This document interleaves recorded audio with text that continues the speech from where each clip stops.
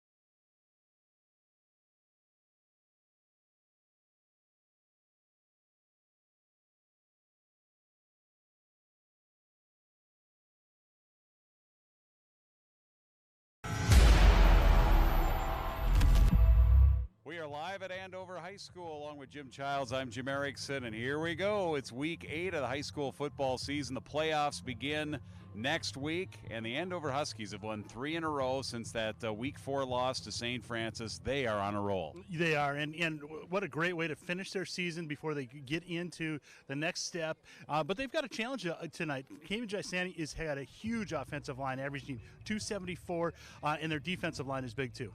Thing about Andover, and we talked about with head coach Tom DeVellis at the open of the broadcast, is that they ran the ball really well last week. They're showing some diversity on offense, but it's always fun to see that passing game with Masungu and, of course, Landon Nelson, who's been outstanding at quarterback. Yeah, Masungu he's been great ever since he was a freshman. He's been on the field.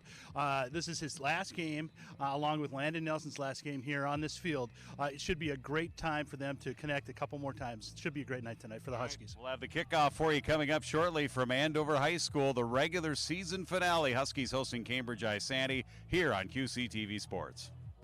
9, 8, 7, 6, 5, 4, 3, 2, 1.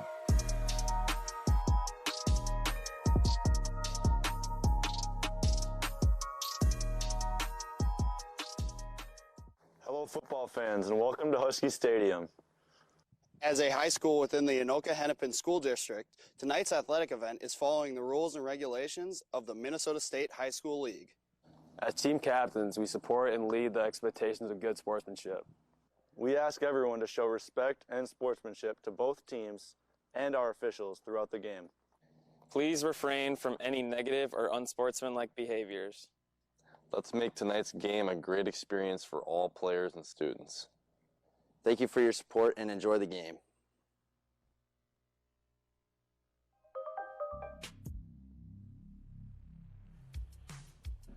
And you're looking live at Husky Stadium, Andover High School. Tonight it is week 8, as we said a couple of times here already on the open and the intro and our pregame show, as the Andover Huskies look to finish the season strong, as do the Cambridge-Isanti Blue Jackets, looking to finish the regular season at 3-5. Huskies are 5-2. Jim Childs and Jim Erickson here. We're ready to go.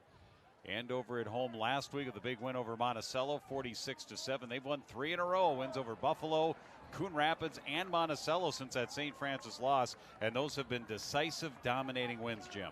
Yeah, they have, and you look at their defense. Their defense is only giving up 13 points a game over the last 4 games. You see the Metro top rankings there. St. Thomas Academy from 5A is the only one in there. Elk River snuck in there at 10 now. I'm sorry, I missed that. Elk River, big game tonight. Elk River and St. Francis will have a big bearing on where the Huskies and Cambridge-Isanti will play. Yeah, a couple of 7-0 teams, St. Francis and Elk River tonight. And, of course, that is Section 7 5A. And in the North Central Blue Division. So Cambridge-Isanti kicking off. You see them in the white. Elias D is their kicker, and back deep is Demario Davenport. One of the return men here for the Huskies has 1 return touchdown and a punt return for a score as well. And instead it's going to be one of the up men here at the 30-35. Nice return, 40 to the 42-yard line. And Andover will have decent starting field position off of that kickoff return by Teddy Weller.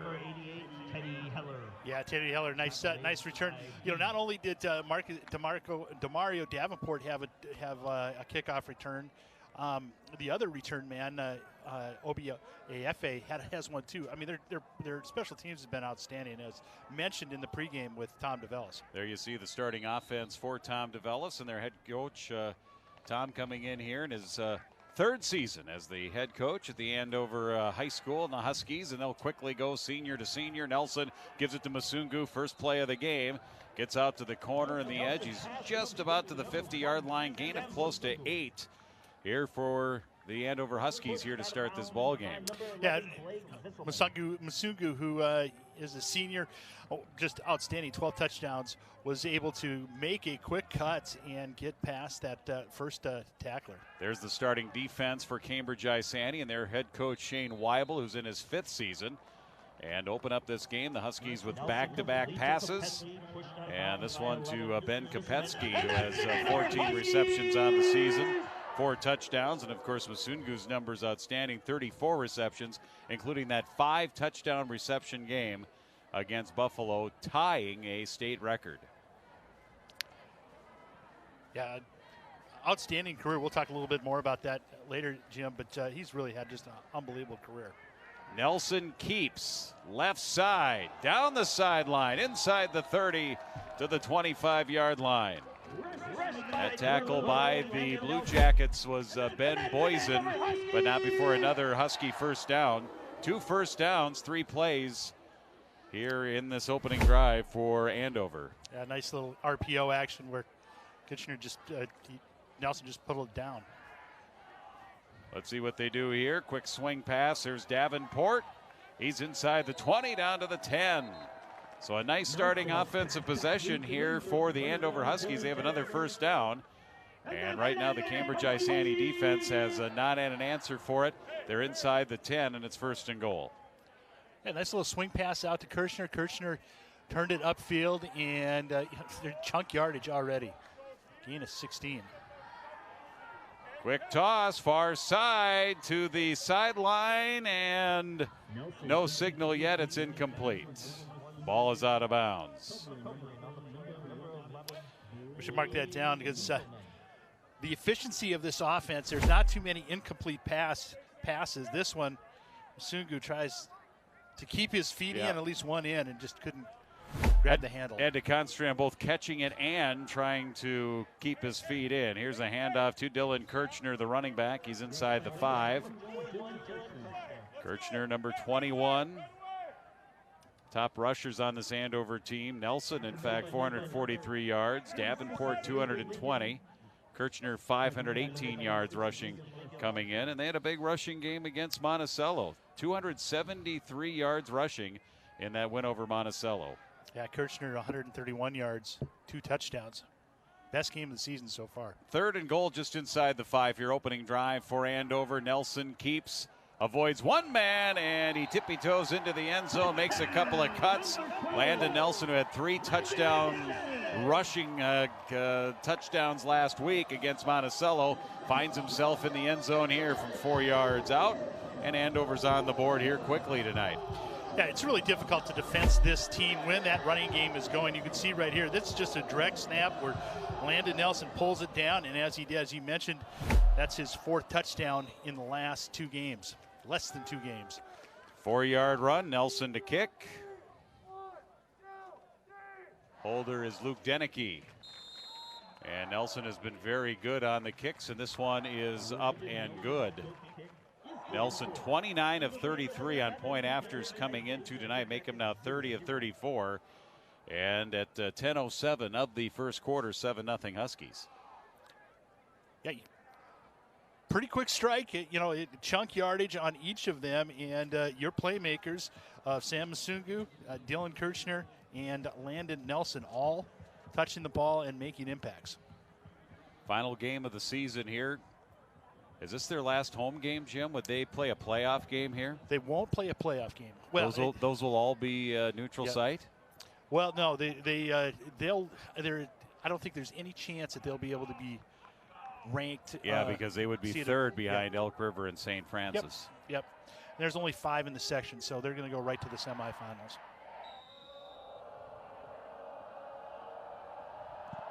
Here's the Nelson kickoff. Gets under that one. The Cambridge return man coming up. Muffs it a little bit, able to recover and pick it up. Jacob Henderson.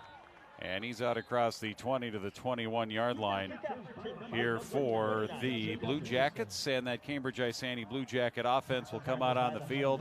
Shane Weibel, 5th-year coach. The first year that he was a coach as an interim coach, went to the section championship and won the section championship, went to the state tournament. Last year they were 2-8 as you take a look at their starting offense. Long-time wing tee, and that's what you see here, with 2 wide receivers, 1 in the slot. And here comes initial pressure immediately on the quarterback, Braylon Davis. And Nolan Israelson comes through and gets an immediate sack. What pressure there by Andover right off the bat. Yeah, he was right in the A gap, was right over the center. The center went one way, Israelson came right up and stuffed it, loss of 4. Second down and 14. We'll make that 15 according to the scoreboard here with 9.5 left in the first quarter. If you're just joining us, Andover marched down the field on their opening possession. Less than 2 minutes off the clock, and they were in the end zone on a Landon Nelson 4-yard run. Second and 15. Olsen, the quarterback, on the ground, and not a whole lot there for Cambridge-Isanti. They have a big offensive line, 240, 260, 238, 255, and 320. Levi Maurer on that run. He's their top rusher coming in, 648 yards rushing, 4.9 per carry on 131 carries, 7 touchdowns to lead the ground game for the Blue Jackets this season. It'll be 3rd and 12. Yeah, they're averaging 187 per game on the ground. They are predominantly a rush team. Braylon Davis has 628 yards passing. He will roll and pass here. Flings it across the middle. That's going to be intercepted at the 40. And a nice return the other way inside the 35-yard line. Garrett Nelson with the pick. And Andover will have good starting field position here after the turnover. Yeah. Running against the grain, running to his left and trying to throw it back across. He was under a little bit of pressure. Nelson sitting right there. And again, turnovers. They had 6 turnovers last week. This week, starting off on the first possession by Cambridge-Isanti, defense come up with a big turnover. Well covered. There were plenty of Huskies there. And Garrett Nelson gets the pick and the nice return. Inside the 35, 1st and 10. Already 7-0 here, Andover. And Landon Nelson running the offense here. 1,395 yards on the season. He floats it inside the 5, and it's caught. Nice catch, nice pass. It was all right there. Luke Deneke with the catch, and it's 1st and goal. Yeah, great positioning there. Deneke with the safety coming over was able to call that in. Great pass and right in the shirt pocket for Nelson runs it in. Touchdown. Goes in that shotgun and then just keeps right up the middle of the direct snap. Another 4-yard run here for Nelson. That's 2 4-yard touchdown runs here for Nelson. And Andover takes advantage of the turnover. Yeah. You see right here, just direct snap. It's like a wildcat. He knows exactly. There's not a quarterback draw. This is a quarterback keeper right up the guts and not touched until he was able to get into the end zone. Deneke to hold, Nelson to kick. Good snap, good hold. And the kick is equally as good. So another point after here for Landon Nelson, 14-0 Andover. Well, we're 3 minutes and 31 seconds in. Not the start that Cambridge-Isanti wanted to have right off the bat. They'll have to get out of there and just make some positive plays. They're not a throwing team. They're not an off-schedule team. Cambridge-Isanti this season, their wins over St. Cloud Tech 31-0 and Chisago Lakes 13-7. They're coming off a 56-20 loss to Coon Rapids up at Cambridge-Isanti. The Blue Jackets are in the North Central Blue Division. St. Francis is going to win that division. 3-0, 7-0 overall. Last week versus Coon Rapids for Cambridge-Isanti. In that loss, Levi Maurer at 107 yards rushing and had their 3 touchdowns last week against the Cardinals. Watch that. He is a good runner. I tell you, and that offensive line, when it gets rolling, it can be a juggernaut. Here's Nelson's kick. Angles it here to the return man, Johnny Bien. Bien across the 15, about the 17-yard line. And and Cambridge-Isanti could use some better field position here. Their first 2 possessions here have not started in great position. They're going to start inside their own 20 here, and they have a player down at the 25-yard line. Yeah, good tackle by Mason Eckes, the senior. He subs in at the linebacker. Good run stopper and good tackler. There's Tom DeVellis. You'd mentioned his 3rd year. 21-3 as a record. Not too bad. Not too bad of a start. No, I would not say at all. Last year, of course, 10-1. They won the section championship. Tough loss to Rogers in the state quarterfinals. And you go back, we mentioned that Monticello game, 46-7 last week on this field. everybody got into a defense, got a safety there, and then it was a ground attack by the Huskies, 5 touchdowns. Kirchner had 131 yards rushing, 2 touchdowns. Nelson, the quarterback, 86 yards rushing, 3 touchdowns against Monticello. And Monticello was pretty highly rated as far as the QRF. At one point this season, they're now 3-4 on the season out of the North Central Blue Division. But boy, you just see those touchdown runs. The holes are so big, and a lot of that credit's got to go to the Huskies' offensive line. Frosley, Nowak, Pelkey, Wolf, Aiden Winters, Boynton, those guys up front. The backups have done a nice job opening holes for Landon Nelson and the running backs. Absolutely, and Demario Davenport had a touchdown on a catch last week as well. He's great out of the backfield. First down and 10 here for Cambridge-Isanti. The little toss here to the near side. Nice positive run out across the 20 to the 23-yard line for Braden Copeland, their running back. 333 yards rushing on the season, couple of touchdowns to go with 14 receptions. And that's the biggest gain on a play here so far tonight for Cambridge-Isanti, picking up 5. Yeah, really nice run, and that was all Copeland. He was stuck behind the line of scrimmage and was able to push forward. Luke Denicky made the tackle, 2nd and 5. This time to the right side of the offensive formation. Not as much there that time. And this time it was Levi Maurer, their top rusher, with 648 yards coming in. Gains a yard, 3rd and 4 here for Cambridge-Isanti. Well, 3rd and 4 for Cambridge-Isanti is a much better, obviously a much better position than where they were last time. But if they can just get that push to that big offensive line, they've got a chance to just get a fresh set of downs. Wing right out of the shotgun. Braylon Davis rolling, hit as he throws, but he's got his man open. That's caught. That's Copeland down the sideline and into Andover territory. Quarterback Davis got hit as he threw, but he put it right on the mark, and a nice pickup into Andover territory. Yeah, that was a wheel route. Came out of the backfield. Did Copeland, who's got 14 receptions on the year. And a great pickup. 28-yard gain to the Andover 48-yard line. Yeah, Copeland is a dual threat out of that backfield as a receiver and as a running back. First down and 10. Cambridge-Isanti. They'll keep it right on the ground as they want to do offensively. They like running the ball with that big offensive line. And this time Maurer, maybe a yard, 2nd down.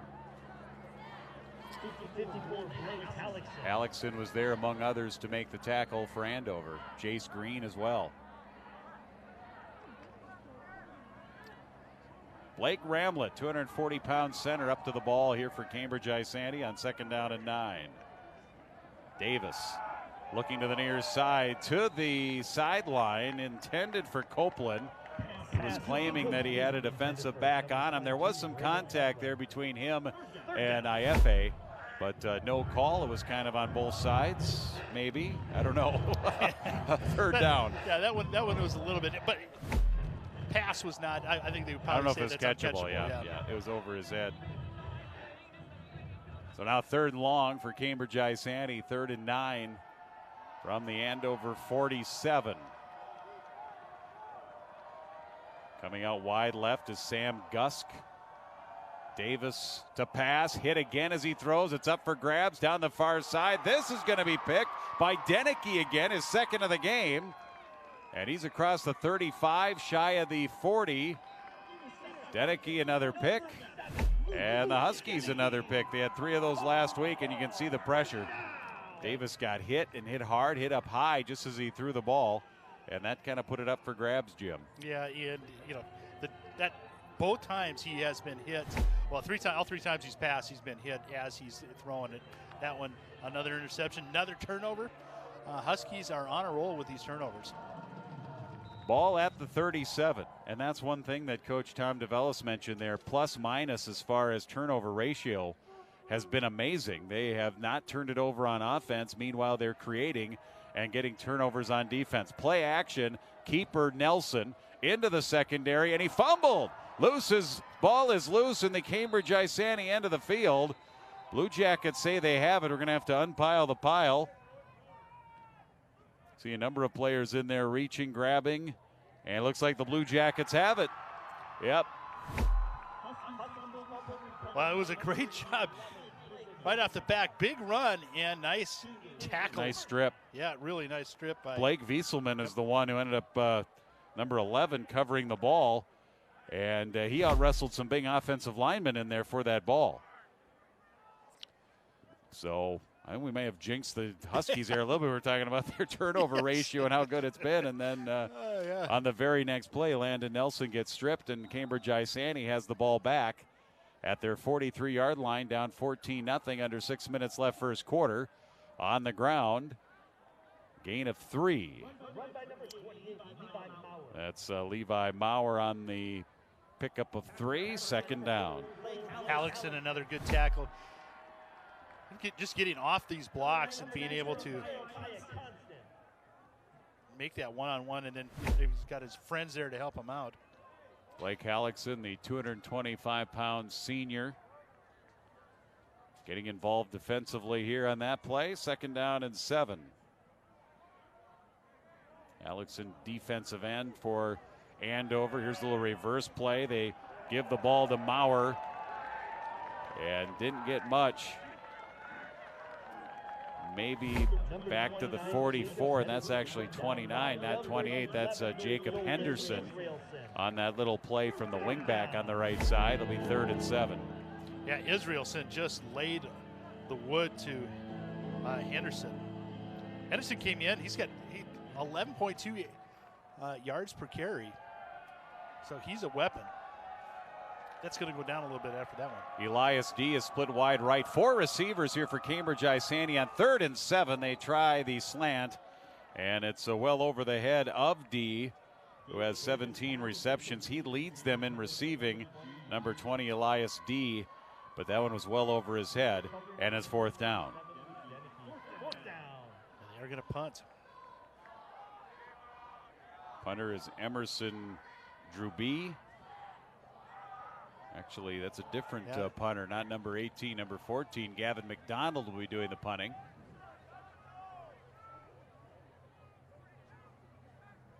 So McDonald back to punt, gets the snap. Nice spiral. All the way back to the 20-yard line here for Andover. Davenport, and he changes field. 30, 35, 40. He's got speed. He's at the 45, 40, 35 of Cambridge-Isanti. And DeMario Davenport almost took another one to the house on a punt return. Boy, once he gets going, he is fast. Great return and great starting field position here for Andover. Yeah, he's electric. Able to take reverse field. And good job, good blocking by the Huskies, not committing a foul. That right there is. Anytime on the special teams when you cut back against the grain absolutely right. and change field, there's always a chance for a cutback block or a legal block in the back or a clip. And the Huskies did a nice job preventing that from happening and giving themselves a chance for a great return. Heller, nice little toss. He's got speed. Down the sideline, touchdown. That'll be a 36-yard run on little dish to Teddy Heller. Yeah, what a play. They looked like an option as Kirchner and Landon started to take the step, and then it was just a pitch to Heller. Heller, who's got quite a few rushing yards, comes up with another touchdown. Well, I have him for just 29 rushing yards on the season on 4 attempts for Teddy Heller. Here's the snap, the Nelson kick. Another one is straight and true. His 3rd point after here. 3 touchdowns in this first quarter for Andover. 2 of them off of turnovers. The other one on the opening possession. They've been very opportunistic. They've been given good field position. And they've capitalized here. 3 possessions, 3 touchdowns, although there was a possession that ended in the fumble. So technically 4 possessions here for Andover, but they got the ball back on an ensuing turnover and interception later on, then a punt. Yeah, so it's, Jim, I've seen 5A, a bunch of teams in 5A, quite a few, 6 or 7. This section is tough. Well, think about it. Elk River, St. Francis, and Andover. Yeah, I mean, this has got to be the toughest and the deepest section in the state.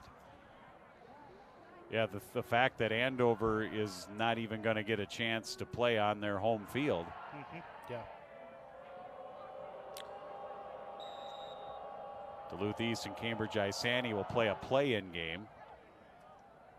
Well, I would think there would be a home game here. No, Andover would be at either St. Francis. Well, Duluth East and Cambridge-Isanti will play the first-round game. Then the winner of that game is probably going to play Andover, wouldn't they? No, they'll play the number 1 How are seed. they going to do the brackets with the number 1 seed? They would get a bye there, wouldn't they? Well, no, because that'd be the semifinals then. Yep.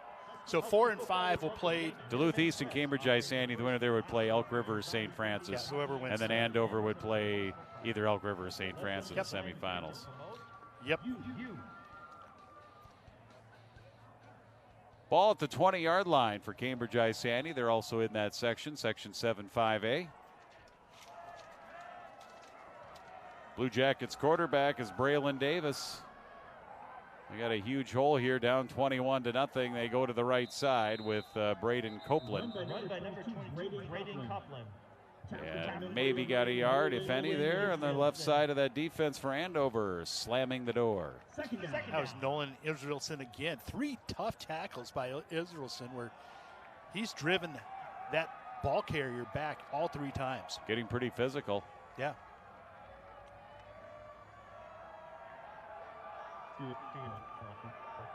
Far side hash mark, 2nd down and 10 here for Cambridge-Isanti.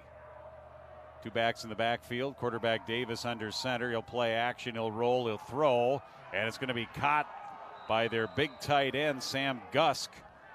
And he gets a first down across the 30 to almost the 34-yard line. That was a smart little play, a little waggle, and it worked out pretty nicely. Yeah, roll out over to his right. Obviously, Davis feels much better throwing that way, and good pitch and catch, first down. Gets it out to the 34-yard line. Second first down here for Cambridge-Isanti. Final 3:05 of the first quarter on a somewhat chilly night, one of the chillier nights we've had so far this season. For football, week 8. A lot of pressure in the backfield on the handoff. Is going to be a tackle for loss. The Huskies swarm in the backfield, and there was really nowhere for Copeland to go. Nope. Mason Eckes there first, and then followed up by a couple of defensive linemen. Those Blue Jackets uniforms, they harken back to the Baltimore, Indianapolis Colts. Yes. Kind of with the stripes on the shoulders and the white and the stripes down the pants. White pants, white top, sharp look. Yeah, it is a good look. 2nd down and 12. 32-yard line for Cambridge-Isanti. Rolling is Davis, being pressured from behind, is going to throw it deep, and it is caught. Nice catch, Elias D. And he's inside the 20, down to the 15-yard line. There was good coverage, and Davis put it right on the money, and what a catch there by Elias D. D is averaging 17.5 yards a catch. This'll definitely, he's a deep threat, and what a great catch. Just excellent pass. Garrett Nelson there on the coverage, able to eventually get the tackle. Blue Jackets for the first time tonight in the red zone, down to the Andover 16-yard line. 52-yard connection. Maurer is the back to the left of Braylon Davis. On 1st and 10. Davis to throw, looks left, passes right to the corner of the end zone, and that's going to be intercepted. No. Did not have control of the ball, as Ben Kopetsky, I think, was the one. Yeah, right there. He was bobbling the ball. Exactly. Good call.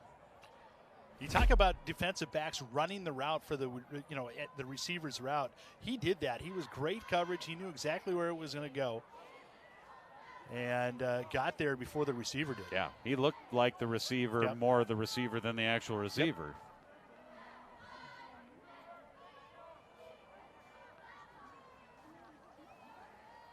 Second down from the 16. Davis rolls, throws, caught across the middle down to the 6-yard line. That'll be close, maybe shy of the first down. That's Gusk again, who's a good size, good target. 6'3", 205 as a tight end. He's got good hands as well. He goes up and gets that, and he gets to about the 5-yard line. And that is a first down. Yeah, really nice play. Blue Jackets call a timeout. So Cambridge needs a score here, down 21-0, so they'll talk it over here. First and goal at the 5. Yeah, you're right. If they don't come away with a touchdown here and give it back to the Huskies, who they have not been able to stop, this game is out of control. So good call by Shane Weibel to get his offense straight and have a couple of plays called. Cambridge-Isanti averaging offensively 14.4 points a game. They average giving up 30.3. Andover on the other side, 44 points a game offensively, giving up 22.1. Second quarter has been the big quarter for Andover. They've scored 112 points in the second quarter for the Huskies this season. I've got, and these are completely unofficial stats, Jim, but Cambridge-Isanti now with 101 passing yards. Yeah, that one big play certainly to D. Big chunk of that. What did you say that one was in itself? 52. Yeah. More than half. First and goal on the ground. Pile of bodies. Maybe a yard down to the 4.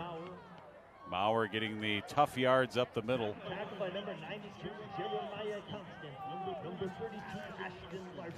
Got one. Second and goal. What's nice for Andover is they've seen this offense already. Elk River runs fairly similar with that wing T. So this is not different. Second and goal from the 4, and they go with that power T formation. And Davis himself carries it that time, gets maybe another yard. Now it is third and goal.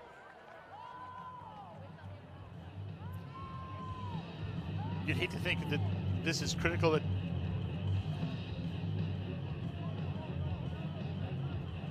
Hate to think that this is a critical fourth down if they don't make it, but they have to go. Yeah, certainly 4-down territory. Ball just inside the 3. 3 backs in the backfield, the power formation, and they're going to be in the end zone. Touchdown, that's Maurer, but then a flag comes in. Yeah. And let's sort this out. Kind of where it came from. Our back judge.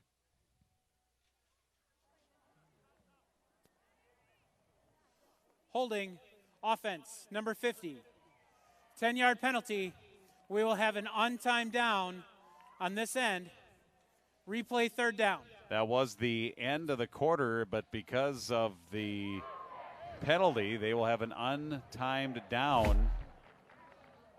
I guess with the wind and everything, there's not a whole lot of wind out there, but with it being outdoor game and the elements, they'll do an untimed down. That'll bring it back 10 yards. So no touchdown here for the Blue Jackets.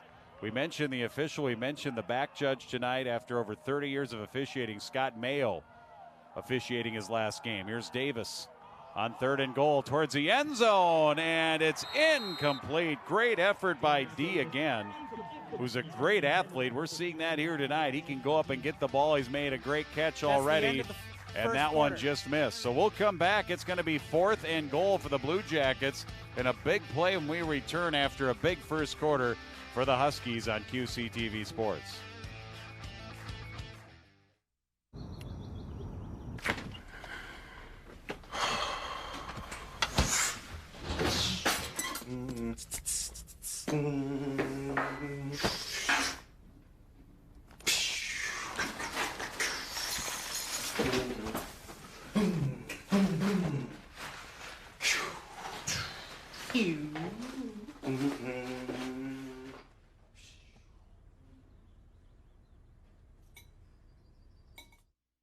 I don't think that many kids in my son's school even do it. He makes fun of his friend who vapes. He would never try it. She's into soccer. She's on the honor roll. She's just not the type. No way. No way. No way. My kid would never vape. Get your head out of the cloud. Today, nearly 8,000 kids will start vaping. Maybe even yours. Learn about the dangers at talkaboutvaping.org. Let's go see your room. Huskies 21, Blue Jackets nothing from Andover High School. Week 8, it's MEA Wednesday. Kickoff temperature was in the 40s. We might be in the 30s by the time this game is in the second half. Who knows? We had some temps in the 20s earlier this week. In fact, right now the temperature being reported as 40 degrees. So there you go. October football weather. 4th down and goal here for Cambridge-Isanti. Davis steps up, throws, and it's going to be incomplete. Getting turned around, the intended receiver was Copeland. And it's incomplete, and they'll turn it over on downs. First quarter highlights, all Huskies, 3 touchdowns. Yeah, two by that guy right there, Landon Nelson. 2 quarterback keepers, 4 yards each. And then this option that went, a reverse option, went to Teddy Heller. Misdirection. Yes.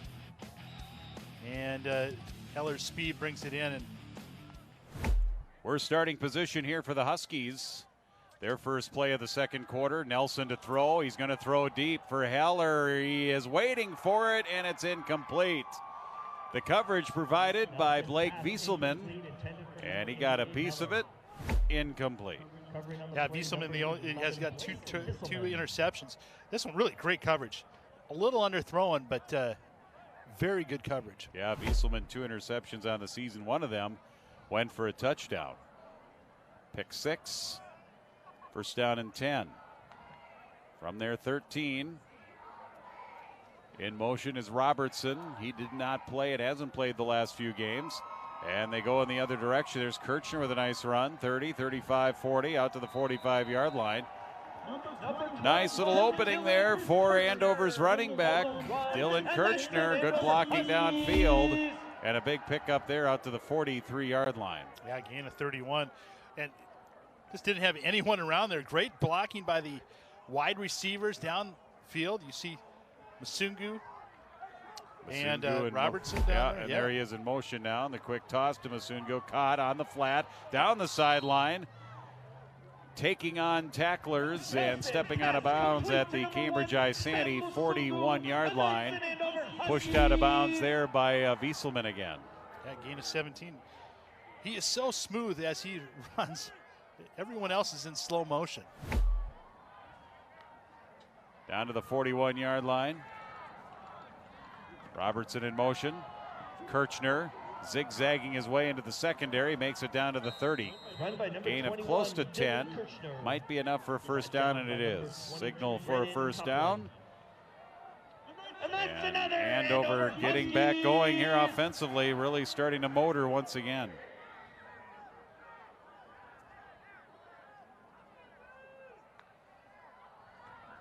Nelson, swing pass, Davenport. He'll zigzag inside the 20. He takes on tacklers. And he's at the 17-yard line. Andover offense right now can do no wrong. They're getting big chunks of yardage on just about every play. Yeah, and boy, Davenport, he's just a spark plug out there. He's good movement, good short, choppy steps. Davenport in the backfield now with Nelson. First down play. Masungu out on the flat. Makes a guy miss. Makes another guy miss. And Masungu back into the end zone. A place he's been very familiar with all season long. That is 18 yards for Masungu. And the touchdown. And guess what? The Huskies are right back into the end zone. That's the 13th touchdown reception on the season for Sam Masungu. Yeah, in the 25th or 26th of his career. As soon as he got it, you just had a feeling that he was isolated out there one-on-one. Masungu. And Nelson's kick is good. How long was that pass? Did you get that? 21 yards. 21-yard Oh, pass. I'm sorry, 17-yard kind pass. of a catch and run. Yep. 17-yard pass. Sorry, my with bad. 10:28 left to go in the first half.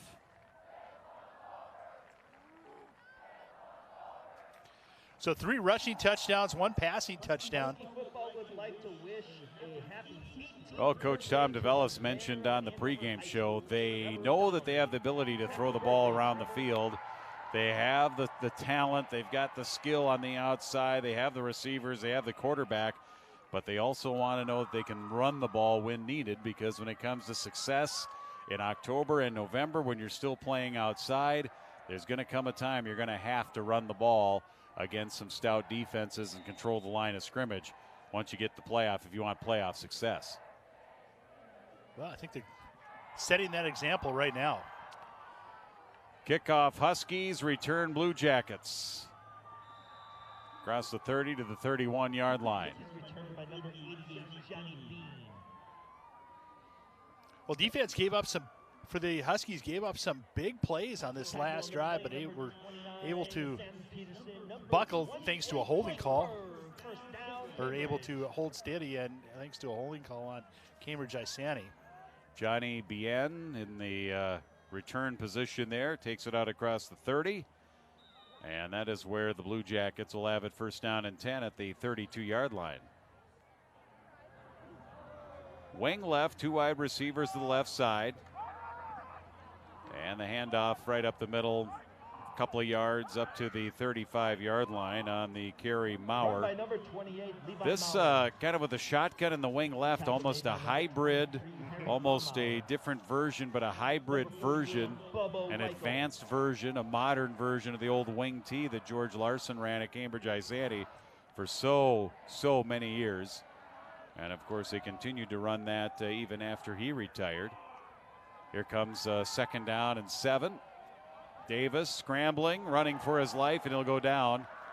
He'll get back to the original line of scrimmage, maybe picked up a half a yard, all kinds of pressure there being applied by the Andover Huskies. Don't know if he's all right. They're going to pull him out of the game, I'm thinking. Alexson was on the pursuit. Luke Deneke was there. And Davis a little shaken up. He's got the helmet off. Yeah, he'll have to come out. Yeah.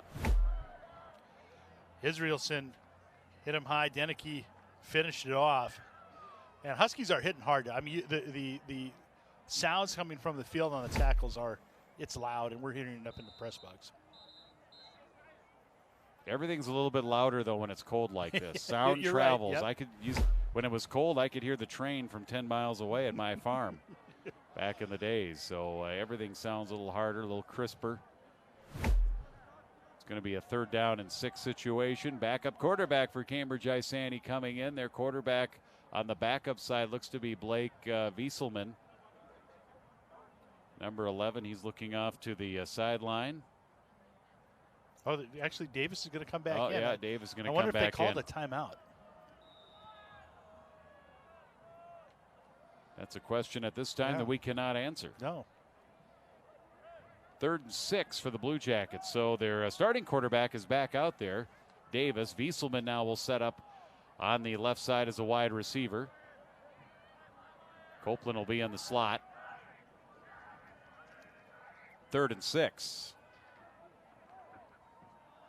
Davis, 1 step, drop. Wieselman had it and then had it wrestled away. Broken up by IFA on the defensive side here for Andover. Another 3 and out. AFA, good defensive coverage on that. 2 Cambridge-Isanti receivers in the same area. I wonder if there was a route issue. Gavin McDonald into punt. Snap, pressure up the middle, and he did just get it off. And it'll take a Cambridge-Isanti bounce. Davenport will let it bounce, and it goes out of bounds near the 25. Let's see, they will mark it at the 26. Andover will have it there.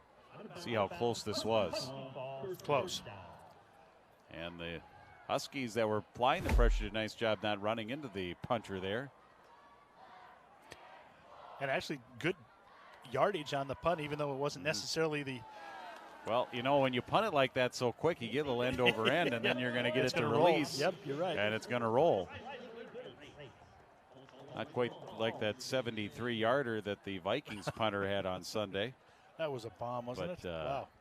Still impressive. 1st and 10 here for the Huskies. 9:16 left first half. Nelson, snap, handoff, near side, 30, 35, 40. Still dancing his way for positive yardage to the 45-yard line is Michael Robertson, who has missed some time because of injury here, but made a nice run there. And there's just yet another weapon on offense here for this Andover team. Yeah, and 14 yards. And, you know, you look at the low numbers. You know that the big guys are going to block, but the backs and receivers are doing a great job with blocking as well. Swung to Davenport. He motors 50, 45, 40. And he fumbles. Ball on the turf and a scramble for it. It looked like Cambridge had the first shot at it, and they do. So 2 turnovers here for Andover tonight as Cambridge-Isanti's Johnny Bien comes up with that recovery, and the Blue Jackets will get it right back. Yeah, just about got it. Was a wrestling Masungu match. was close. Yeah, wrestling match. If you look at Davenport, had it covered up, but that extra effort to get a couple extra yards put his hand off the ball. See those new helmet logos this season for Cambridge-Isanti. Typically for so many years, they either had just the C, and then when they went to Cambridge-Isanti, they had the C with the I inside. Now they have a flag that the Blue Jackets would put on their schooner, on their clipper ship. And so that's a new look. Here's a long toss, and it's caught at the 40, 30, inside the 30 to the 28-yard line. Davis connects once again to D, who has been a weapon as a wide receiver tonight for Cambridge-Isanti. Another big pickup there. Yeah, and coverage just fell off. Kopetsky somewhere, he was just left alone out there again. 35-yard pickup to the 28-yard line. Blue Jackets trying to get on the board. They were close. They had 1st and goal. Possession or two ago. Davis on the ground and stumbling and fighting his way forward is Levi Maurer. Gets inside the 25, too close to the 23. Ben Kopetsky in there on the tackle for Andover. Maurer's one of these straight ahead backs that kind of an old school. Not a lot of side to side, but he runs hard and he runs straight up, and there's not many negative plays that happen when Maurer has that ball. See big number 57 there. That's Lakin Brash, 320 pounds. Right side offensive tackle. 2nd and 5. Copeland in motion. Play goes that way. Davis trying to follow him and run along there, but he is going nowhere. Immediate penetration. Jeremiah Constant came across and got the tackle for loss and a sack, technically a loss of a couple. 3rd down. Yeah, Constant right there. Just smothered him. Yep. No way to pitch it. Nothing to do. That was 3rd and 7. D is at the bottom of your screen here. Watch him. Wing left. Davis under center. Rolling here to the near side. Sprinting out. Shows the ball. Now he's going to try to run. And the Andover defense will converge on him. He'll get a couple. He'll get those 2 yards back that they lost on the sack. 4th and 5. Yeah, Huskies did a nice job of rolling some coverage. They had not only Kopetsky but also, Deneke, but also Nelson rolled over onto D. That Mason Eckes also was there. We haven't called his name yet tonight, but he was there in pursuit. Tremaine Davis. It's a 4th and 5 here for the Blue Jackets. 0 for 2 on 4th down conversions tonight. Slot left, wing right, for Braylon Davis. He's going to swing it out. Will they have enough for a first down? They complete it, but Copeland cannot turn it upfield. Huskies tackle right at the point of the catch at the 22-yard line, and that'll turn it over here on downs back to Andover. Yeah, Jake Larson, nice job catching that runner coming out of the backfield, that receiver coming out of the backfield. Huskies still keep a 0 up on the board. Dalton Muehlberg, number 79, big defensive lineman. 350 pounds, 6'1". First down and 10. Nelson, fade to the near side, up for grabs, incomplete. One-on-one coverage with Michael Robertson, the intended receiver, but Wieselman was right there providing the coverage. Well, that's the second time that we've seen Wieselman on a one-on-one coverage, solo coverage, and he had a blanket him. Player downfield, number 79 offense. Oh, there was a 5-yard flag. Penalty, replay first down. Did not see the flag, but on that play, a legal man downfield. That'll march Andover back. That is something that can be easily called. Andover, between their run-pass option and really not knowing, sometimes those linemen get a little ahead of themselves. First down and 15. Masungu, the man in motion here for Landon Nelson. He'll throw it that way, get a quick block, and here comes Masungu down the near sideline, 30, 35, out to near the 40-yard line. He gets the first down. A gain of 18 yards. Check that, 23 yards to near the 40-yard line. And that brings him over 1,500 yards in his receiving career for the Huskies. That's a good milestone. Yes, it is. Ball at the 40. Nelson. Sacked. There's Muehlberg, the big defensive lineman and nose tackle. Dalton Muehlberg got his arms around Nelson and would not let go. Second down and about 13. Was not going anywhere. That was an immediate stop. Muehlberg, little wrestling move there. Second down.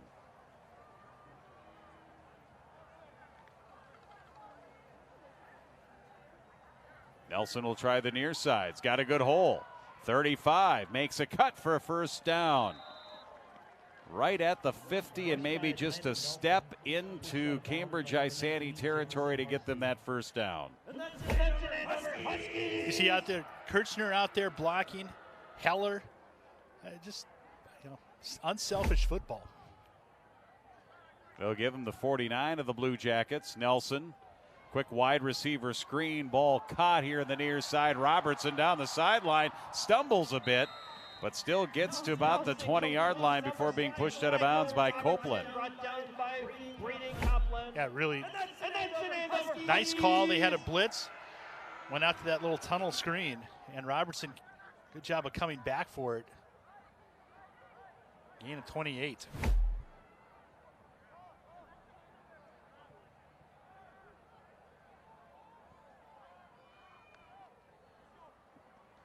Eller in motion, takes the handoff. Tackle in the backfield. Be a loss of 4 on the play. Good penetration, good pursuit there by D, who makes the tackle for Cambridge-Isanti. D's having a great game, both sides of the ball. He's everywhere. Clock running here, under 3.5 left to go in the first half. Andover scoring 3 touchdowns in the first quarter. They opened the game with a touchdown drive and haven't really looked back.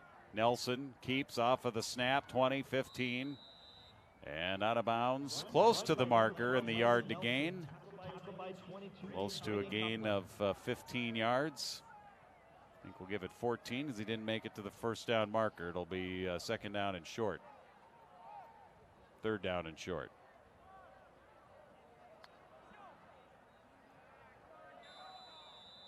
Flag. There'll be offsides on. Offsides. Defense, number 75. 5-yard penalty. First down. Caden Clemente lining up offside. That'll give him a first down and first and goal here for the Huskies.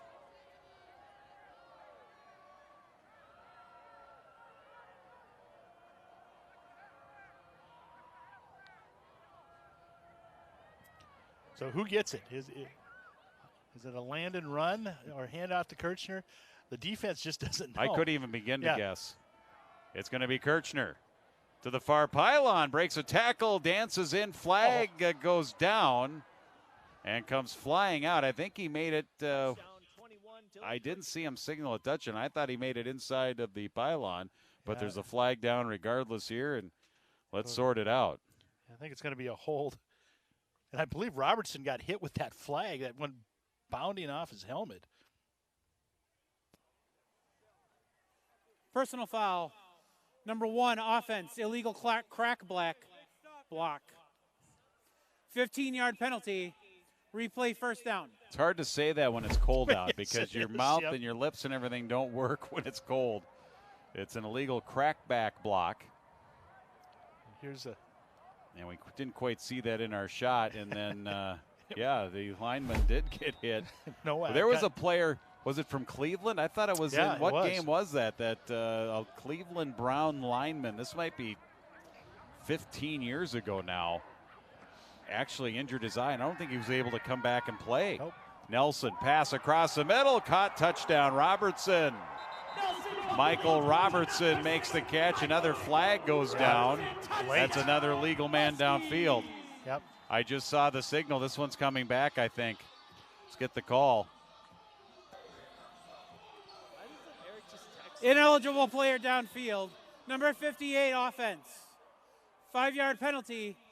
Replay first down. Well, that was the same guy. That was Isaac Nowak, who also got hit with the flag, right? Yep. 58, so he might still be feeling the ill effects. He was clearly downfield there, he was yes. down at the 10-yard line. So, yeah. He got hit with a flag and then got hit with a flag. And then got hit with a flag, literally and figuratively, in consecutive plays, which I don't know if I've ever seen that before. It is going to be first and goal now back to the 22. So the Huskies thought they had a couple of scores. They've been called back. Nelson, just a keep. Cuts the edge. Keeps going inside the 10. And then is stacked up and pushed back. Shy of the 5 at about the 6. Somebody lost their helmet.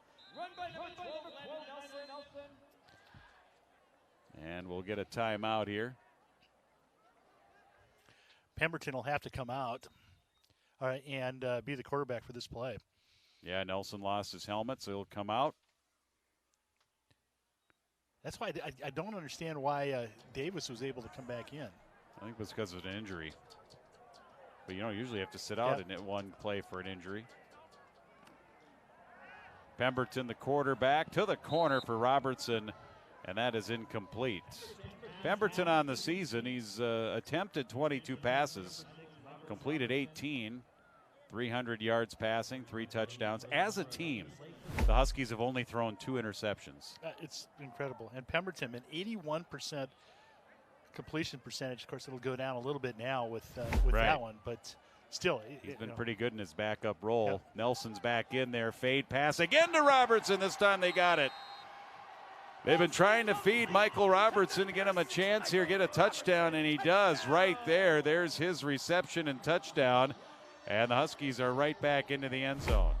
Yeah, Robertson, that'll be his 7th touchdown of the season.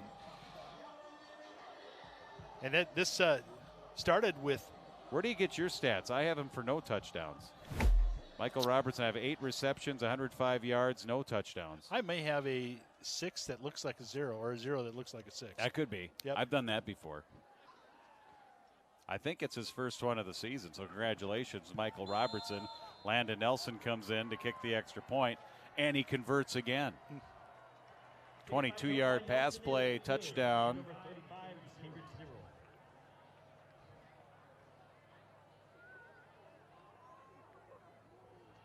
That possession took some time off the clock for Andover. They haven't had many possessions like that. Usually they score and they quickly move down the field. Well, the first two drives, minute and 53 seconds, and the second drive was roughly about a minute and 20 seconds. 35-0 Huskies in a good first half. Cheerleaders with the orange pom-poms, the Halloween pom-poms. 'Tis the season. Nelson's kick will bounce back to the return man, 15-20, and ends up going out of bounds. Johnny Bien. Blue Jackets get the ball here with just over 2 minutes left to go in half number one. Got a couple of Blue Jackets that play on Sunday or on Saturday. One up at UND, Gavin Zebarth. He's got some plays. He had some carries this year as I believe he was a running back. Yeah. Very good. Long line of very good Zebarths that have played sports at Cambridge-Isanti. And he's just the latest one. And there is another one. There's a sophomore, Jay Zebarth, on this team.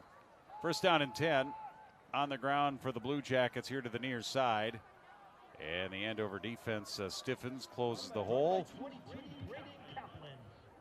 Copeland on the carry, and it looked like Blake Hallickson was there. Caleb Weichel there, among others, for the Huskies. It was good gang tackling.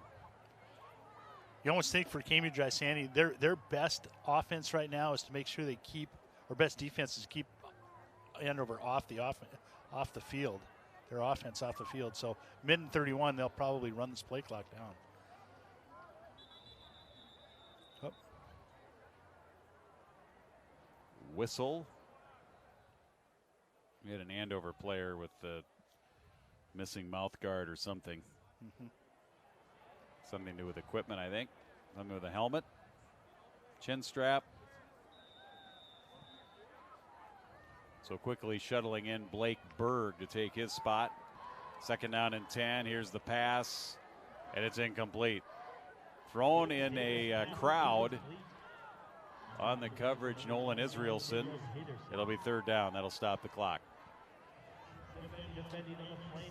They wanted to go to Henderson. Yeah, both ran the same kind of routes. And Davis, who has got quite a few yards, 140 yards in the air so far for Cambridge-Isanti. Third and 10. Carry across the 25 to the 28. Maurer. Timeout. Andover. Their first of the half. Will use the first of their 3 timeouts here, thinking they could get the ball back. Third and short up and coming for Cambridge-Isanti. That was Maurer's best run. 8 yards.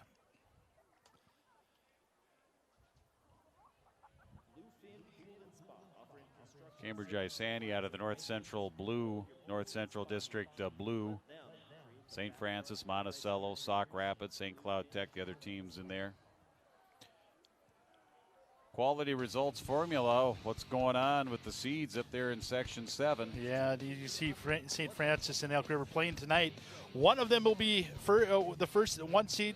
The other will be the 2 seed. Andover will be the 3 seeds. And between Duluth East and Cambridge-Isanti, that will be, I believe that's a coach vote. That is at St. Francis tonight, which gives St. Francis the edge. Yes. Because that's natural turf. It's not artificial field turf like it is at Elk River. And Elk River with that wing tee, power tee offense, get them on a fast track, they can be dangerous. So maybe that does give St. Francis an edge. Should be an exciting result on 4th down and short. It's a punt here for Cambridge-Isanti. They get another bounce again. Back into Andover territory as it goes out of bounds into the Cambridge-Isanti bench area. Andover will get it here with 1:04 left. You know, what's interesting is Elk River's number 1 in the state. Cambridge-Isanti's number 2, and Andover is number 8. The number 3 seed will be the 8th best QRF rating in the state, which is pretty impressive. Yeah, when we were talking about that Section 7-5A, just look at that. That is the example that you can use, that 1, 2, and 3 in one section, it's as tough as it gets here in Section 5A. First down and 10. Landon Nelson again from his 44-yard line. Back to pass. Pressured, scrambled, throws. Caught. Deneke into the secondary, middle of the field. First down inside the Cambridge-Isanti 35 down to the 33-yard line. Gain of 24. Hurry up offense here. Nelson incomplete. That'll stop the clock. Again, looking for Deneke. Deneke 2 catches right now for 54 yards. Deneke out. Ben Kopetsky comes in. He'll sit up on the right side. Masungu in the slot. 3 receivers bottom of your screen. And the pass goes over to Heller.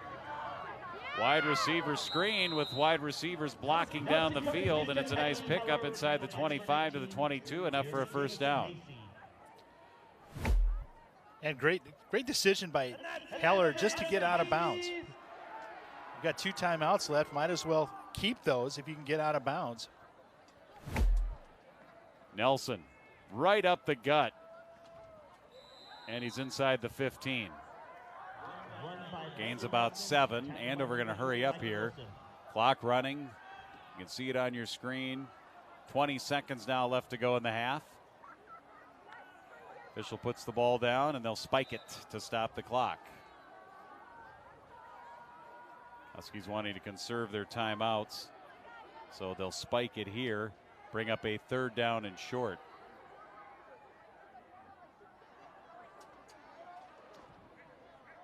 Last night on this field, the Andover boys soccer team winning. Yes. Going to the state tournament. A 1-0 win. And I tell you what, the wind was a factor. Andover had it in the first half. 3rd down deflected at the line of scrimmage, and it falls incomplete. Who did they beat? Blaine last night? They beat Blaine. Yeah, they beat Blaine 1-0 soccer terms. As you can see right here, good defensive play. Get your hands up. So now 4th down here for the Huskies with 12 seconds left to go. Could be the last play of this first half. 4th down and 3. Nelson keeps. He's inside the 5. He's down to the 2, and he'll get a first down. They have 2 timeouts, and they'll call a timeout with 6 seconds left to go. Nelson had a lot of work. Andover. Had a lot of room to work. And he's all the way down to the 2. It'll be 1st and goal. Yeah, the seas parted for him as good blocking up front, but covering, man-on-man covering, when you've got 5 receivers out there, you follow your receiver, and that just opens up running lanes. Well, Andover trying to close out this half with a touchdown. They started the half with a touchdown in the opening possession. Cambridge-Isanti will get the ball to start the second half. They have outscored their opponents 140 points in the first half. 201 points scored in the first half to 61. This one will help that differential. Refresh my memory. Did Cambridge get the ball to start the game? No, I can't remember. Who had the ball first? Was it Andover? Andover had it Andover first, did. Okay. I know that they marched down the field on that opening possession. I can remember if they had stopped Cambridge-Isanti on the opening possession, then got the ball.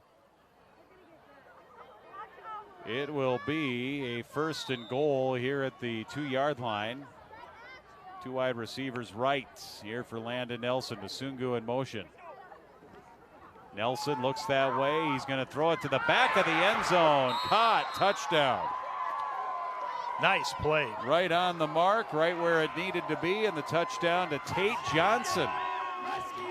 And that's his first touchdown of the season.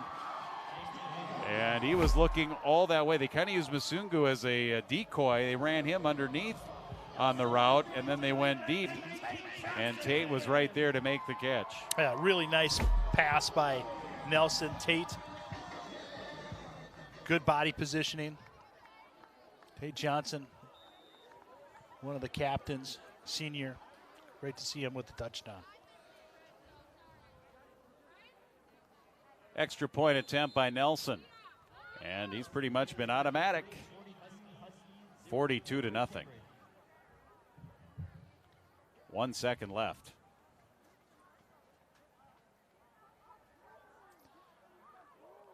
Well, I think that's the end of the first half. Well, they're going to call it the end of the first half. With 1 second left, they'll just tick off that last second. So that's the end of the first half. Huskies were huddling like they were they're going to have to kick the ball off, but apparently not. They'll say 1 second, done. Let's head to our warming houses and schools, wherever they go. I don't know where they go. They tent. They got a burrow. Where do they go? They're going to run back to the high school. Underground hut. Yep. All right, Huskies lead it here at halftime. 42-0 regular season finale here on QCTV Sports.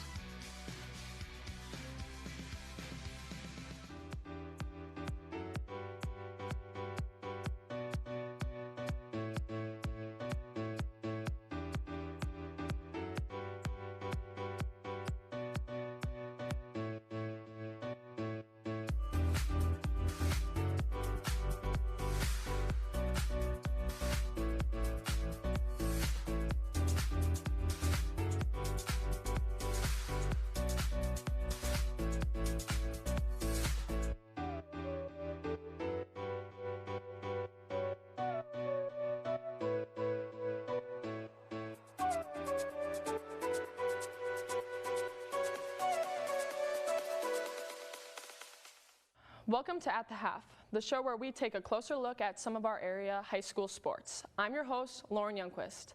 The Huskies look to capitalize on their team's overall experience and progress of their success in recent years. Let's head out to Andover High School to check in with the team.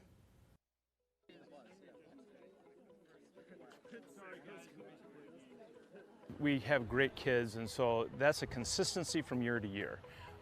This year on our girls' side, we have a very large contingent of seniors. And so we have a great leadership group and kids that have worked very hard and they're going to be successful. So that makes it fun as a coach when you have a team that's going to be competitive and kids that have really bought in and work hard and enjoy that process of getting better. Our boys' side, we lost a couple of great runners and leaders, but we're a pretty deep team and we feel we're going to be probably even more competitive than we were last year. We lost one senior last year, however she was injured for most of the year, so we're not losing much on that aspect. We do have a lot of new people coming in, which is very good to see just because it helps us build numbers and that helps us train more. But I think we're looking pretty good this year, and it's basically the same as last year. Yeah, definitely not losing a lot of seniors help because we're kind of just going into the next season with the same team dynamic, but we're all training better now. Like sometimes you base yourself off of other people on your team, but it's kind of just go out and do your best. Yeah, and you're out there for the whole time, as in like other sports, you have time for breaks and to think about stuff, but when you're running, there's no time to stop and think about what you're doing, you just have to keep going.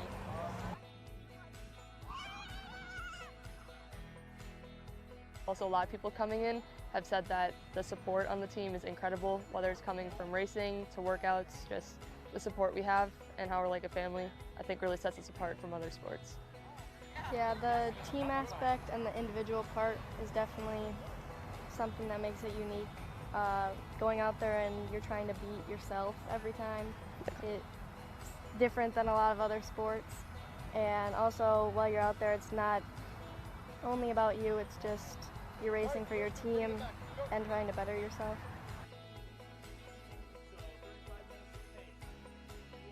Also one of those things that everybody knows is healthy for you. And so you're learning an athletic event that is going to benefit you for years to come. And so I think there's some satisfaction in that as well. They know they're going to be able to run when they get older. They know that they're going to know what to do properly. And so all of those kind of feed into being unique and a lifelong sport.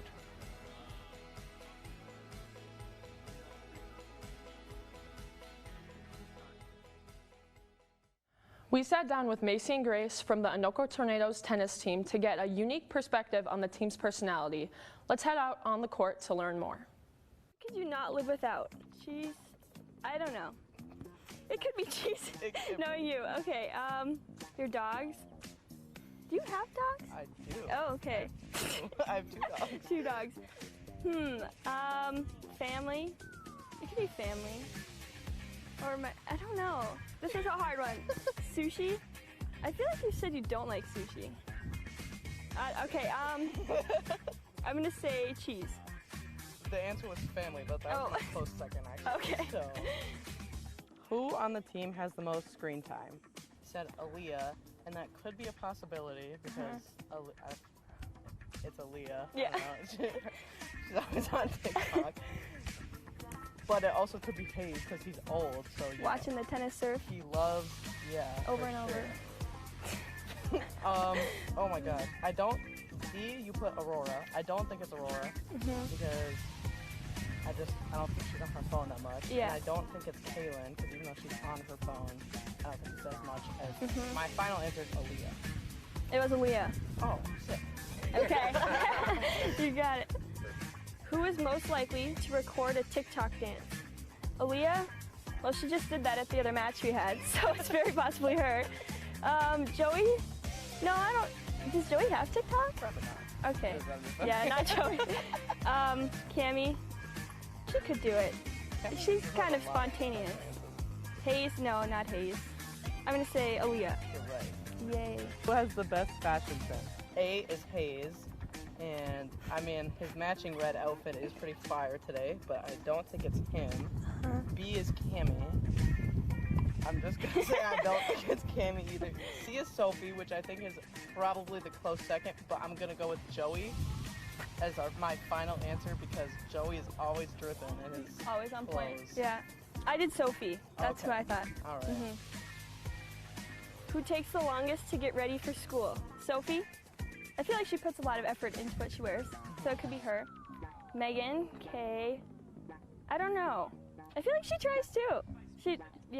Aaliyah, I think, I don't, there's so many answers that could be right. Or Allie. No, I don't think it's Allie. She's still in middle school. I'm gonna say Aaliyah. My answer was Sophie. Okay. Close. Who is the best table tennis player? A is Coach Grace, which, that's a possible answer because Grace is pretty good at most things she does, I think. B is Allie. I think it's not Allie because she's only 12, so she doesn't have experience.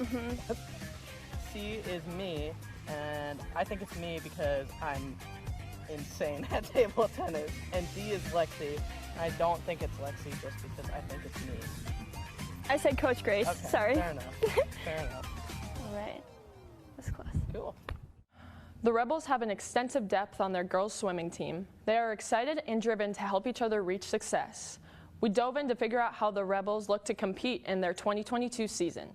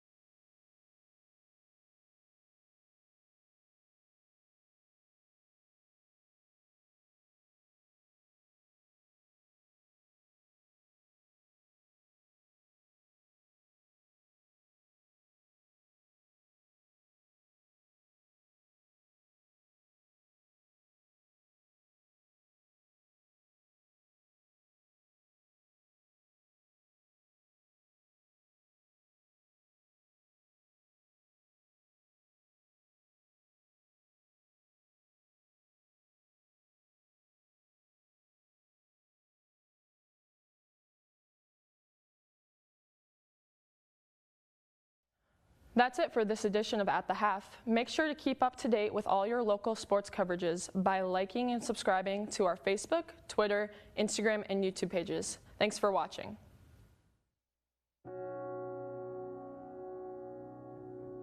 Do you remember our first group photo? This is it. Smiles all around, even though we were all nervous. Who could have imagined that our first weekend together would soon turn into a lifetime of memories? You're an amazing young man. Your brothers and sisters really look up to you. They're a big brother. It's so cool to watch the adult that you've become, and you really have done as much for us as you think we've done for you. You know, it took 20 years, and I got my third child, who was 17 at the time. There's so many rewards in life. You coming into our home was one of the greatest rewards we could have ever had. I ain't never felt so much love before in my life.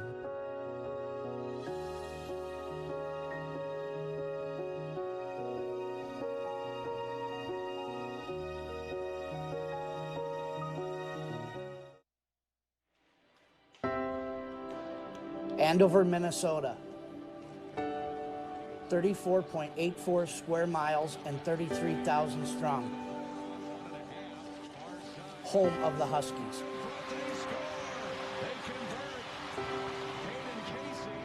Residing in the state where hockey is king, with a new battle for the crown each winter. 16 teams, 14 games, one ultimate dream.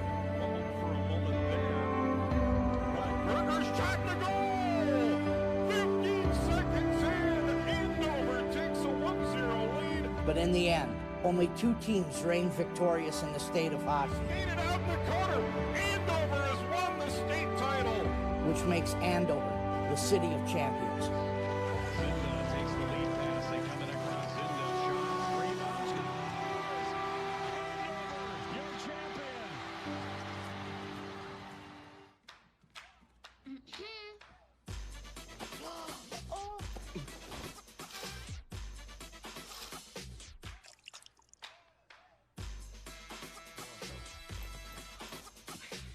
You're not gonna get it all right. Just make sure you nail the big stuff. Mama! Like making sure your kids are in the right seat for their age and size. Get it right at nhtsa.gov/the-right-seat. The past locker room was about 20 years old, the original locker room that we had. And with the success that past players have had and recent players have had, it was time for an upgrade. The last time they saw this locker room was in its past form, so none of them have seen it. They helped with the demo, but after that, it's going to be a brand new form. Hey girls, 1, 2, 3.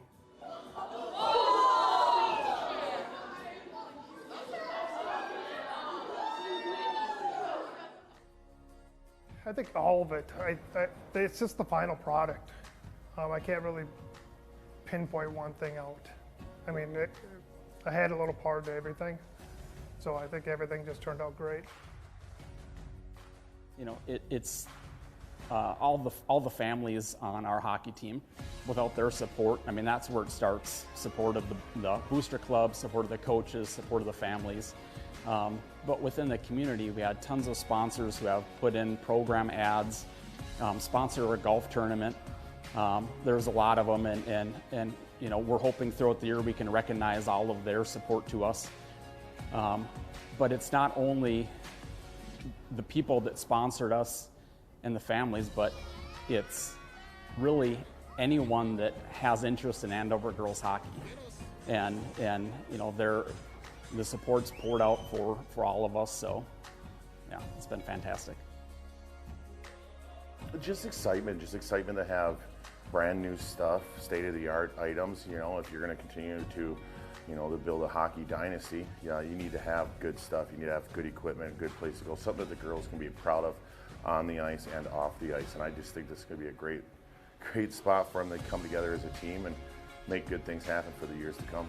And these 2 little girls, hopefully one day we'll get to use those, right? Well, I hope they enjoy it. They should. Respect it.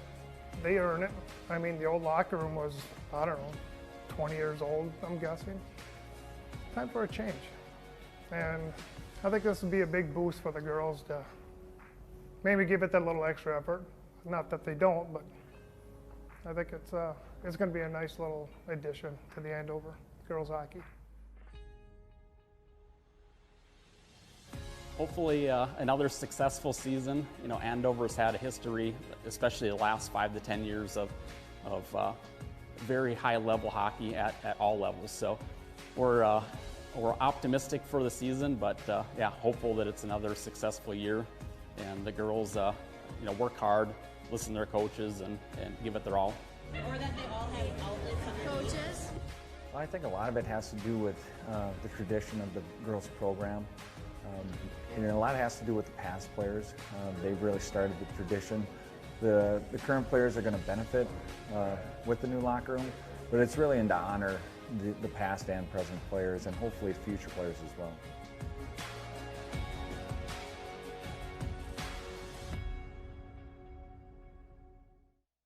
Attacks against Asian Americans and Pacific Islanders are on the rise. My simple solution to the problem was remove people from the scene and help them feel safer. In terms of the hate crimes, I think there is so much more work to be done. We really need to come together and tackle this issue as a community.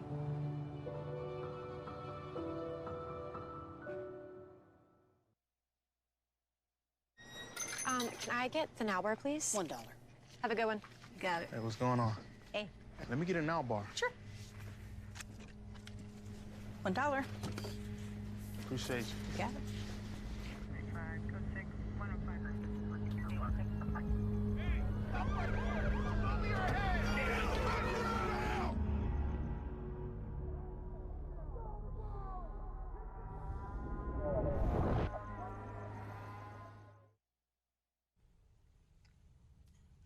Hey, boss.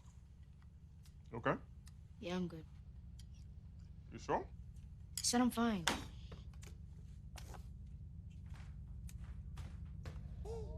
Since I was little, it was only like me and my parents. You think you created family out of characters?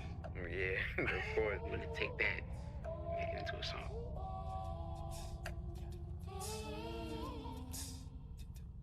Put me to bed, see you in the morning. With the frosted Superman, but it wasn't on it. And we lost it. In my head, in my head, in my head. Where you at, on the way out? In my head, in my head, in my head. Hey, son. Hey, Pop. You can talk to me. It's been really, really hard for me.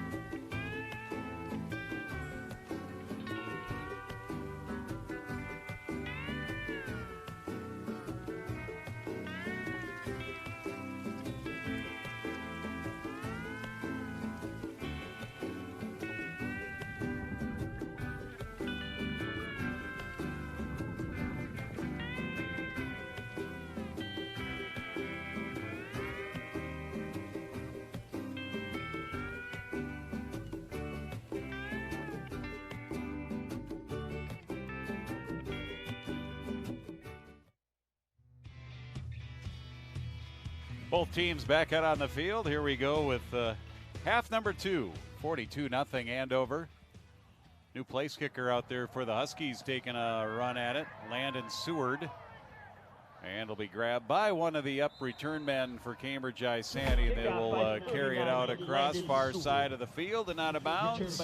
Lincoln Larson on the return. Highlights from the first half, all Andover. Yes, and 3 rushing touchdowns in the first quarter, 3 passing touchdowns in the second quarter. First one was to Sam Sugu.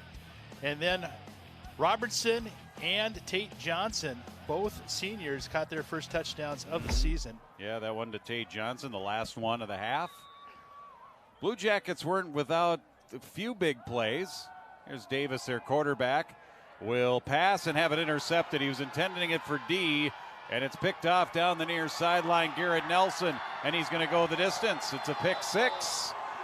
Takes it 44 yards. On the first play of the second half, the Huskies are back into the end zone. Yeah, pretty impressive. The Huskies can't stay out of the end zone. Got a nose for the end zone. I was talking about the Blue Jackets had a few big plays, including the pass plays to Elias D. from their quarterback Davis. And that's who they were trying to get it to on that play. And it's the third interception by Davis tonight. Oh. And there was a flag. Was it on the return? So maybe this one might be coming back. They have not put the touchdown on the board, so hold off. I think it's against Cambridge-Isanti. I think they're going to find out whether they're going to go on the kickoff.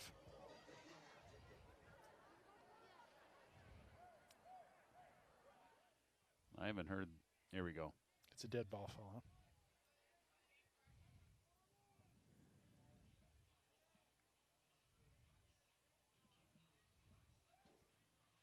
Microphone might not be working.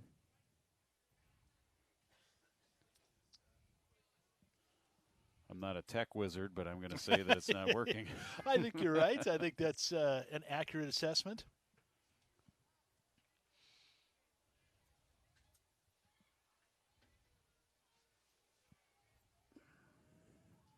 No, batteries when it gets chilly. Although it's, it's only in the upper 30s, but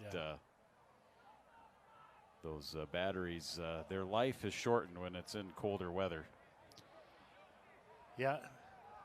After the play was over, he's going to try it again. Oh, there we go. I like how he tests that. After the play was over, personal foul on the offense, number 50. Oh, on the offense, number 50. That penalty will be enforced on the kickoff. So it might have been a late hit. Yeah. So after the pick six.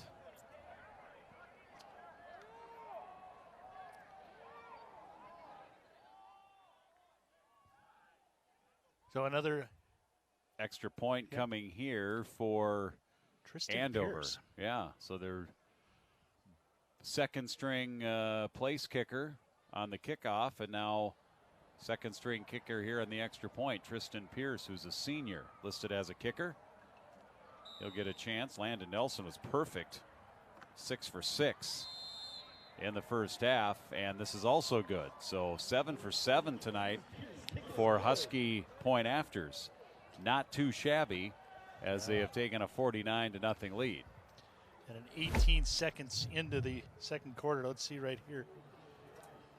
Yeah, you can see there's a little extracurricular, a little frustration coming out on Cambridge-Isanti, which is understandable. He scored. Yeah, here's the scores. Stats brought to you by us. Touchdown 6 for the Huskies, obviously. Big difference is the rushing yards. 186 for the Huskies, only 20 for the Cambridge-Isanti Blue Jackets. Passing, impressive by the Blue Jackets. Obviously, Andover 210 yards, 400 yards of total offense, and 2 turnovers apiece. But really impressive first half for the Huskies, Jim.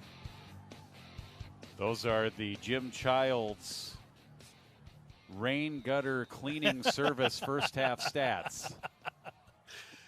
Yes. What do you think about ladders? You like ladders? Want to come to my house? That'll be a touchback here on the kickoff by Andover. And Cambridge-Isanti will get it at the 20-yard line. It'll be 1st and 10 for them. They've run one play here in that half, and it resulted in the interception return the other way. I had it down for 43 yards. That was my estimate. I don't know if that's anywhere close, but that's kind of where he caught it. Yeah, I had it for 44. So we'll split the difference and say 43 and a half. How about that?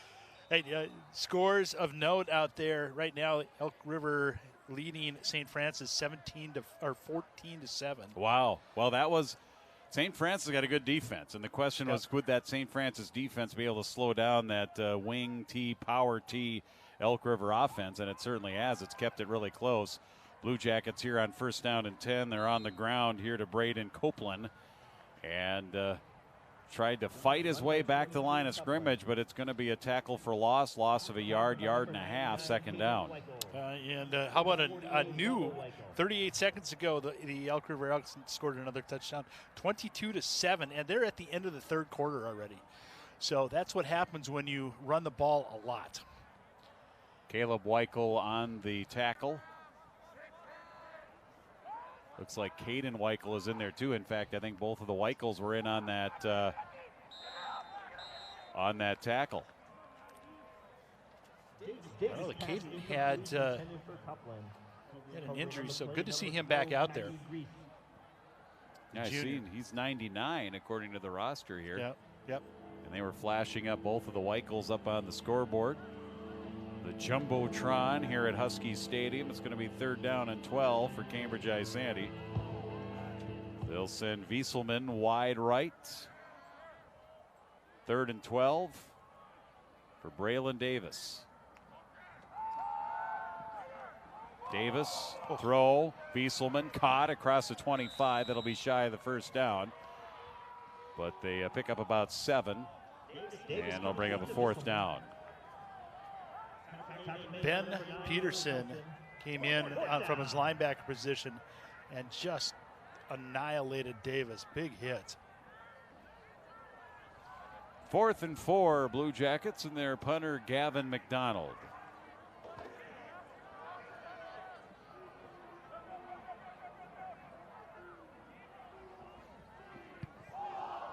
Again, good pressure, good punt by McDonald.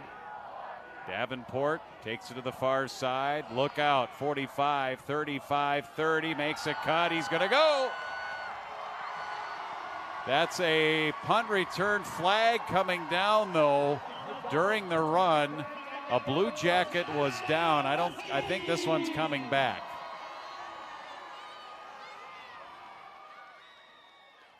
A Cambridge-Isanti player is down far sideline at about the 32. And it might have been an illegal block.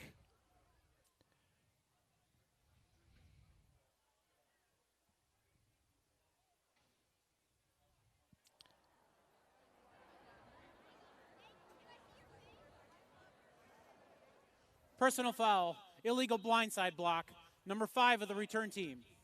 15-yard penalty from the spot of the foul. 1st down, Andover.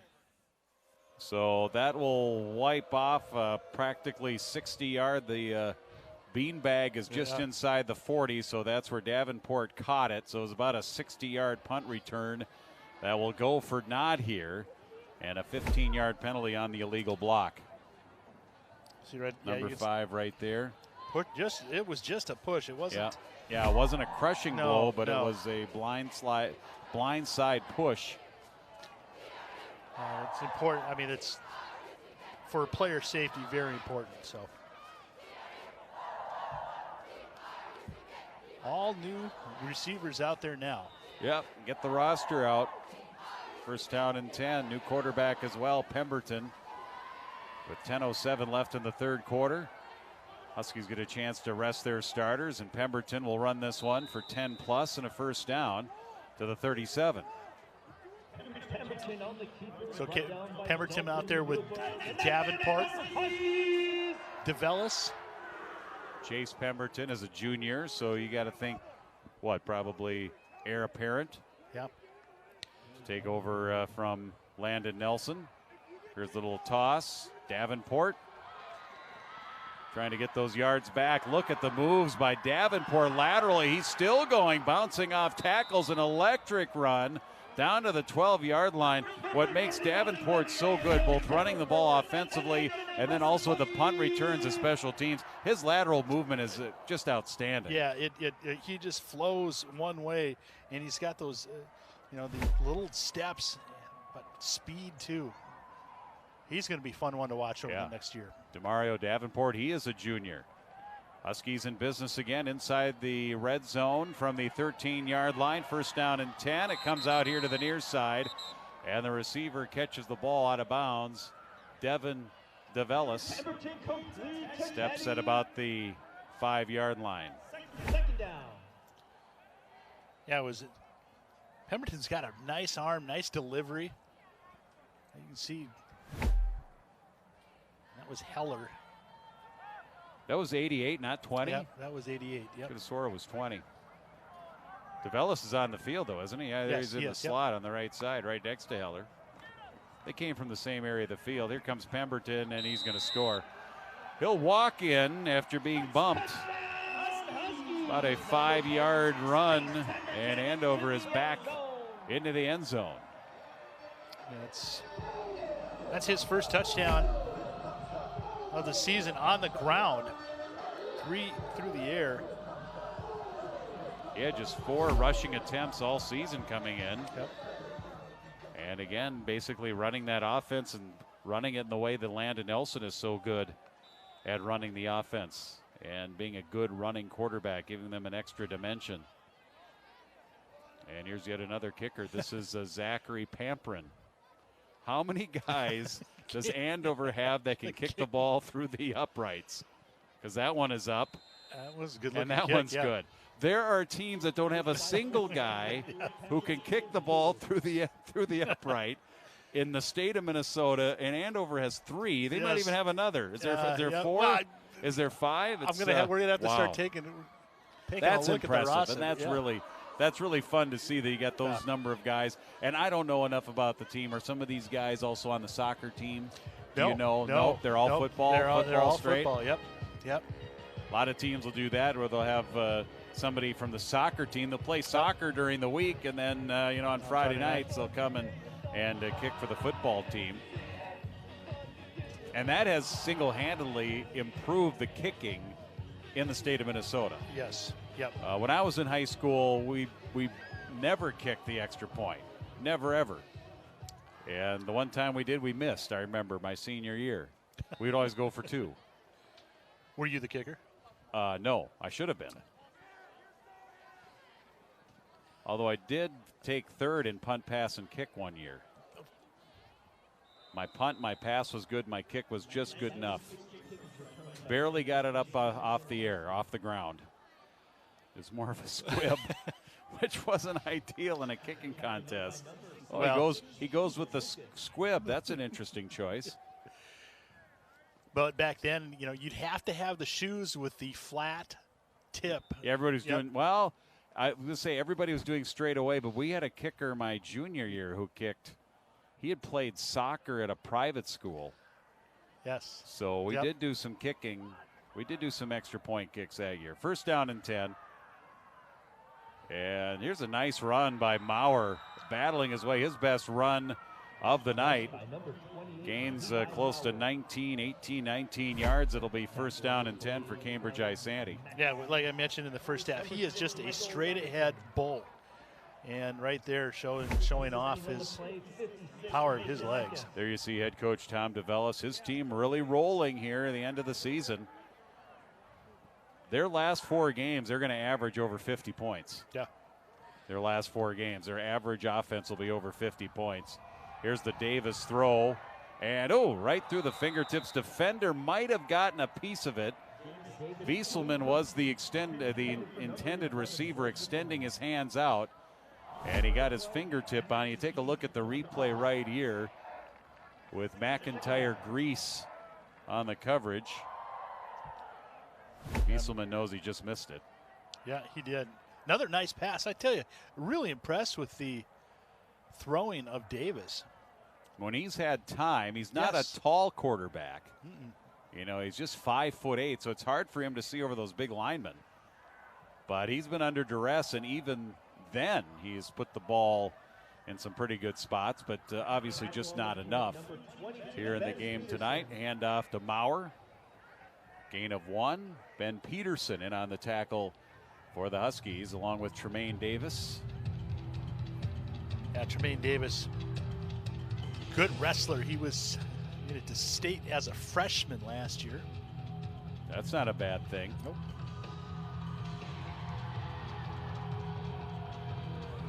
Third and 9, Cambridge at their 47-yard line. They'd love to mount some kind of a drive here, get that 0 off the scoreboard. And the man to do it is the quarterback, Braylon Davis.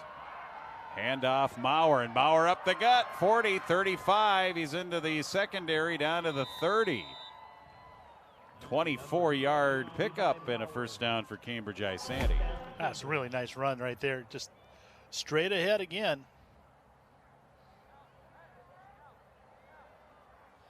You know, what's great about a score like this is for the Huskies, you just get a chance to give some sophomores and some juniors a lot of real game time experience. Davis looks right, passes left towards the boundary. That's caught inside the 5, down to the pylon. And touchdown. That's Sam Gusk, that big tight end that we mentioned in the first half. So Davis to Gusk. And he fought his way and right at the goal line. Really nice drive. Gus was on the was covered by linebacker Austin Bagali and was able to. Another nice throw by Davis, really. 35-yard pass play, Davis to Gusk. Blue Jackets will kick. Davis will be the holder for Gavin McDonald. Quickly bringing the kicking tee out. Snap, hold, and the kick. Good. Cambridge-Isanti on the board, 56-7.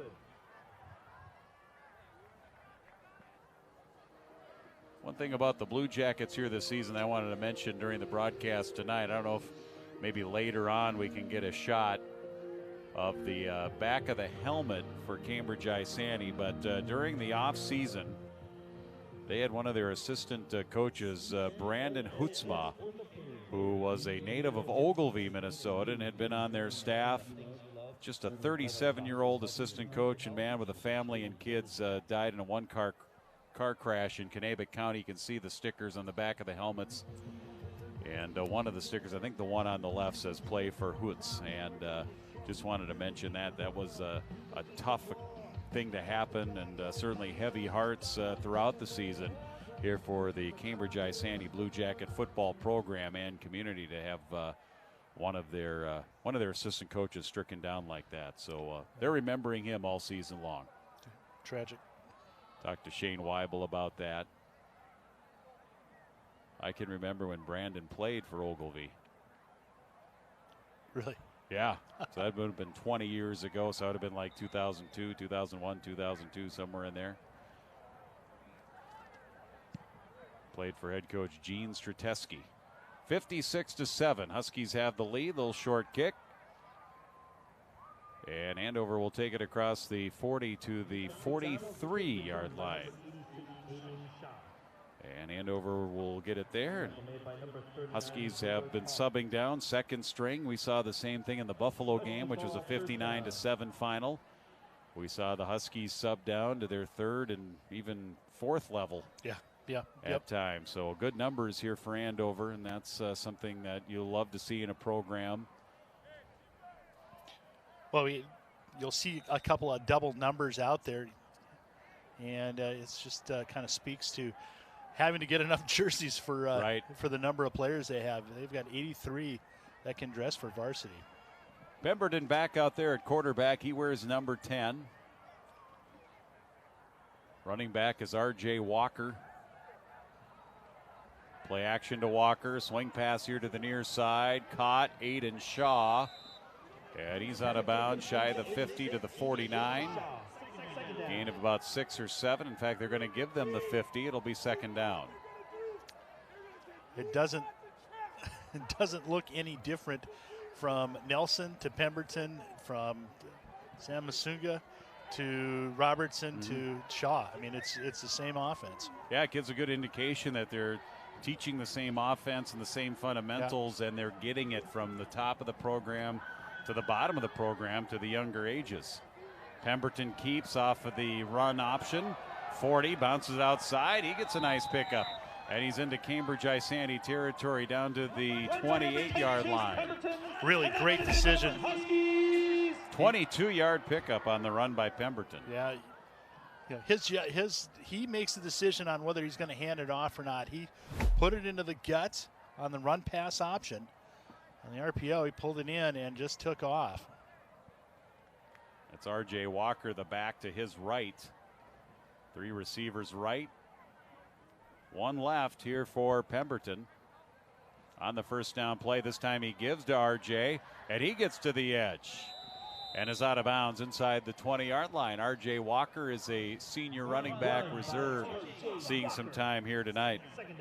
R.J. has 1 reception on the season, and he also has 43 yards rushing coming into tonight.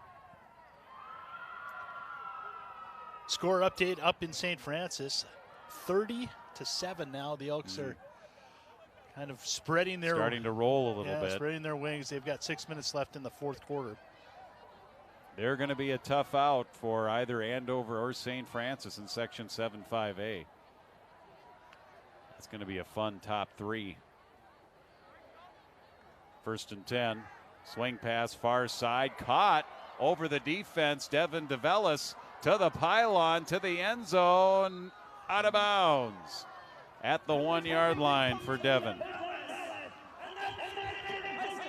They'll get a first down. Really nobody there for Cambridge-Isanti. Free run. Nice reception.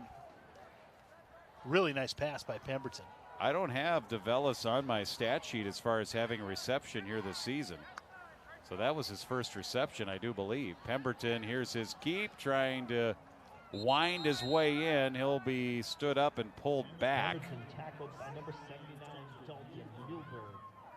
Big tackle by Dalton Muehlberg, their big nose tackle there, 350 pounds, the point of attack. It'll bring up 2nd and goal.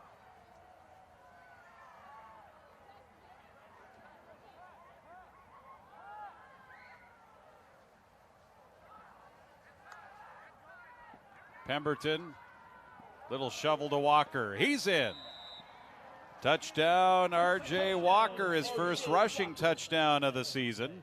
Yeah, I think it's coming back. Yep, flag down at the 3-yard line. If you have a negative when you're leading 56-7 and you got to find one, I guess it would be illegal block in the back. Number 17, offense. 10-yard penalty. Replay 2nd down. For Andover, I guess one of those would be, they had some turnovers early on, but also more flags, I'm sure, than they would like to see. Yeah. And there's a block in the back right there. It's and those are things you got to clean up before you get into the playoffs, because it won't be 56-7 when you're playing Elk River or St. Francis. 2nd and goal, that'll move the ball back to the 12-yard line here for Pemberton. Chase takes the snap, throws near side, back shoulder pass, caught. Is that DeVellis? That's DeVellis. It is, his first touchdown reception. And he hauls it in. Nice pass by Pemberton, as we mentioned, back shoulder away from the defender. Nicely done. Yeah, good delivery, 6'3" quarterback, throws it a laser, and nice catch by DeVellis.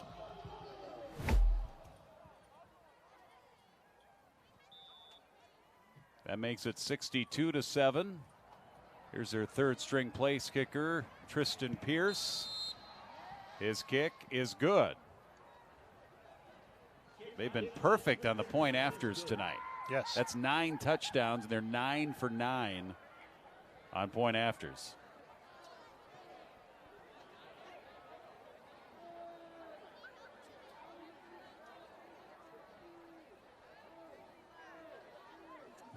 Well, the Huskies.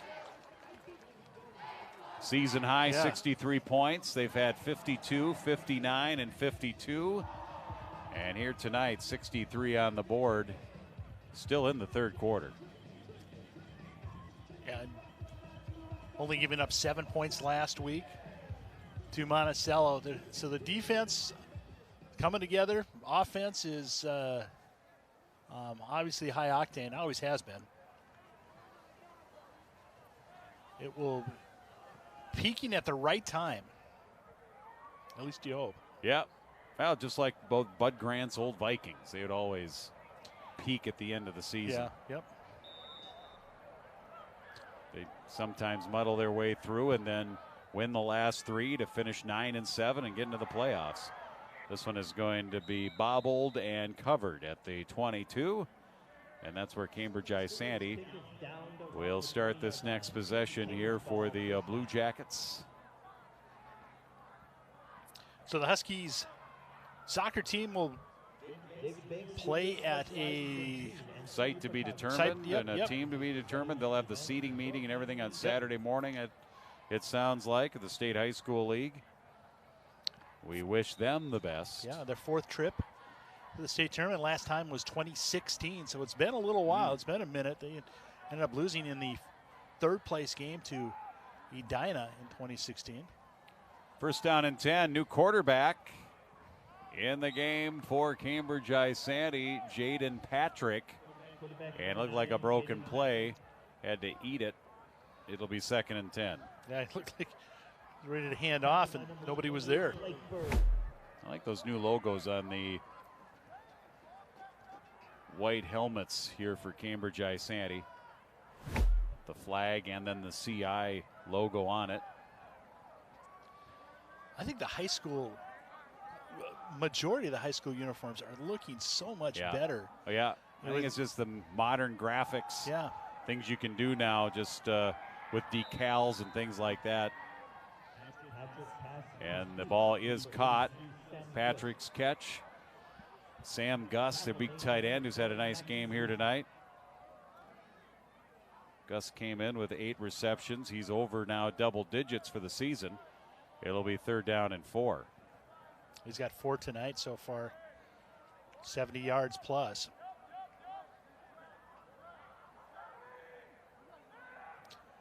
Last touchdown too. In fact, if you can see across the other side of the field, those soccer nets are still out there. Those are the soccer nets from last night's section championship games. Had to pull them off. Here's Patrick pass, and it's batted down. Blocked right back at him by Andover's Mason Eckes. Looked like it was 56 who went up and swatted out of midair. Bring up 4th down. 4th down. Yeah, Eckes got up there. Nice job by the senior. I would imagine those the nets of the soccer nets they're probably too expensive, the net part of it, to let them cut the net off and take it home when you win a championship. Yeah. You know, they're doing that for hockey now. Oh, are they really? Maybe not the high school level, but for like NCAA, they're letting teams cut the net off now, and you can take part of the net home. Taking a cue from basketball, of course. Yep. And, of course, if you're playing in Tennessee, they just take the post out. 5-yard penalty, still 4th down. How about that? Throw it in the river. And they dumped it in the river, the Tennessee River. That's crazy. So if you win at tennis, do you take the net too? Do you cut the net? Well, that's an option. Yeah. I don't know if I've ever seen anybody attempt that. That would be an interesting. Here's the McDonald punt. Low, bouncing, and Andover will let it be. And the Blue Jackets will touch it down at the 48-yard line. Keegan Fogarty out there, the senior. You know, you get your chance and you want to do it, but he made the right decision by just leaving it there. And you know, he's a good baseball player. Team first guy.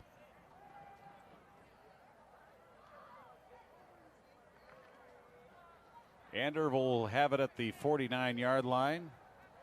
Pemberton will lead his offense out onto the field. Ryan Fysick is one of the receivers out there now. Anthony Michelli, 3rd stringers for some of them. And they'll go on the ground. They hand off by Pemberton. No, he kept it. Very nice fake by Pemberton. That was a wonderful fake because the whole time it looked like Seward had it. And it turned out Pemberton was running around the right end. And inside the 35 to the 33-yard line, Coon Rapids is taking care of St. Cloud Apollo. That is in St. Cloud. Nice start. Friends at CTN for the look-in.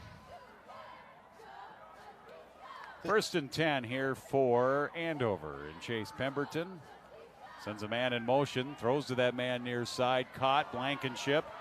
He has all kinds of room. He's down to about the 20-yard line. That'll be another first down, a gain of 13 here for the Husky passing game. Yeah. Blankenship, a couple of catches this year so far. He's continues to grow. That's his 6th catch of the season.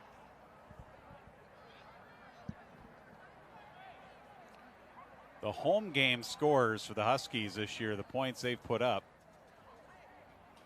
46, 59, 46, and now 63. They like the home field. Pemberton escapes one tackle, is back down close to another first down at the 10-yard line. And that should be enough for a first down. Final minute of the third quarter. We'll have running time in quarter number 4. Yep.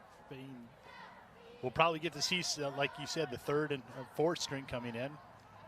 If you're dressed, you're probably going to see some action. yeah, which is great. It is. Yep. Pemberton, boy, he's impressive. Great throwing motion, good running ability. Huskies have had a nice line of quarterbacks. Going all the way back to Connor Wilkie. Here is Pemberton, another keep. Good blocking, cuts, makes a smart move, and he's into the end zone. Touchdown. It's a 9-yard run for Pemberton. He gets into the rushing action. That's his 2nd touchdown of the game.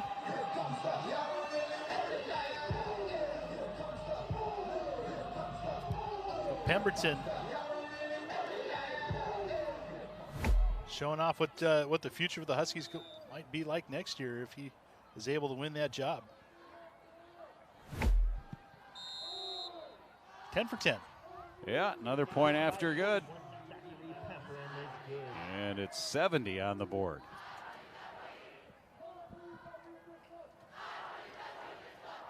Well, you had mentioned the... We'd have to go back and look at the last time Andover scored 70 in a game. Was it that wild one against Elk River? Wasn't there a crazy one? It was. They scored 66 and lost. It was 60, I think it was 68 to 66. And it's. I don't remember, and I haven't been here for all, but I don't remember all of the Huskies scoring 70 before. What kind of food are they handing out here? Are those muffins, cookies? They're selling cookies in the crowd right in front of us. Do they take debit? I'm kind of low on cash. This one's going to go out of bounds on the Andover kickoff. Well, really, that's the first mistake. Illegal free kick out of bounds on the kicking team. The ball will be placed at the 35-yard line. First down. Really, the first mistake that we've seen. Yep, there are the cookies. They're doling them out. There's candy. Well, the ones in front of us look like cookies. Don't those look a lot like cookies? Yeah, they look like cookies. Yeah, pre-wrapped cookies. Yep. Right in front of the press box. $1, maybe? Yep. For a good cause. I'm sure that's helping the football team or the football boosters. Would not be helping my waistline. Although one cookie's okay. Yes. One cookie's not going to hurt anything. You're right. First down and 10.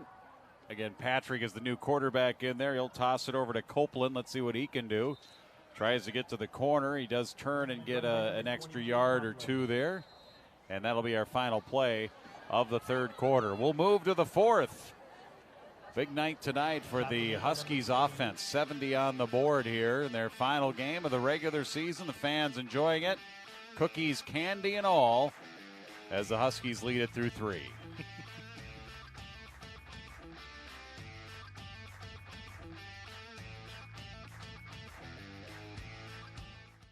When I never graduated from high school, I realized I wanted to go back to school because I didn't want to work these back-breaking jobs the rest of my life. With the help of my father and having my son, that was all the motivation that I needed to come back to school. I felt accomplished, made me feel that I could take on whatever challenges life throws at you. Find free adult education classes near you at finishyourdiploma.org. Every day, Millions of people are connecting and even though we're overcoming obstacles, Watching each other's backs, and banding together. we should still make an effort. We should still make an to effort. get to know each other, On a deeper level. Father. cosplayer. Start of the fourth quarter, 2nd down and 8. Patrick on the ground here for Cambridge-Isanti. And maybe a yard on the 2nd down carry. That was number 28, Maurer, Levi Maurer. 3rd down. Yeah, Maurer's had a good second half. A couple of big runs of 15, and I think the last one was about 30 yards. It's a 3rd and 8 play here for the Blue Jackets. Patrick, he's going to throw deep. He's got a man. And it's a catch. Wieselman finds his way down the far sideline. Blake Wieselman, the senior wide receiver. Yeah, they're inside the 25 to the 22. See where they mark it. 25, yeah, he went out of bounds at the 25. 1st and 10 here for Cambridge-Isanti. Yeah, Wieselman, I had him down for, I think, 11 catches, or maybe I didn't. I had him down for 2. 2 catches, yep. According to the stats. 1st and 10. Blue Jackets on the ground. Copeland. And he burrows his way. Looked like he was only going to pick up 2 or 3. And he ends up picking up 9. And actually it was hard to tell because he was tunneling. That was Maurer, 28, who tunneled for 9. Assisting on the tackle, number 15, Bailey Taylor. I have a good source that we have somebody down in Florida watching the game tonight and looking for a good deal with the Gutters. Unfortunately, I might have embellished on your skills in that area. Yeah, it would be a deal, trust me. Have ladder will travel. 2nd down and a yard. That's a 1st down. Cambridge-Isanti converting on the play, and they'll continue this possession here as they get close to the 10-yard line. Good push from that offensive line. Number 94, Jackson Castillo, 28. Started Blake still Berg in there. was there. Among the defenders, Jackson Castillo for Andover defensively. Get some of those backup names in there making those tackles. Maurer's the back. Patrick the quarterback. They'll give to the wingback coming through. And some room to the 10, to the 5. And Copeland finds his way at about the 2. Close to a gain of 10. I think they're only going to give him 9, so it'll be 2nd and 1. Nice tackle by Peterson. Touchdown saving tackle.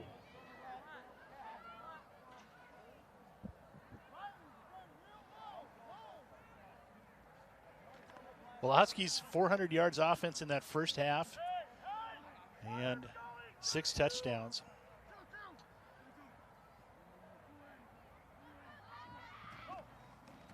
Second and 1. Maurer leans forward. Whistle. Touchdown. Touchdown, Cambridge-Isanti. They pounded in from 3 yards. Maurer, the patient run. We watched it up here. He was allowed that hole to open, kind of sidestepped it, was able to push it in for The touchdown.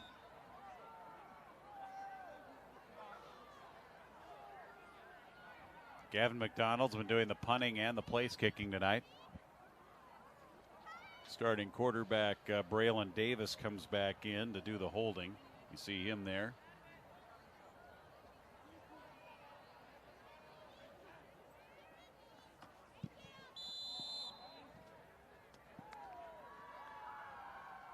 So we have had 10, now 12 touchdowns, and both teams are 12 for 12 in the point afters. It's impressive. Combined. Yeah, I might have another state record. Last time we were here, we had a state record tied. I don't know if right. I don't know if we'll do it on this one. But yeah, I don't know what the record is for combined point afters. Yes, Taylor to the truck. Kicks. Truck will probably look it up. I doubt if they've even kept that stat. Yeah, you're probably right. We do have running time, but here with the change of possession and the touchdown, apparently we've stopped the clock. I'm kind of surprised that they have. Yep, I am too. But Ryan Feisick back deep for the Huskies along with R.J. Walker. It's possible. I don't keep abreast of the rules as closely as I used to. It's possible with the running time that change of possession, they'll stop it.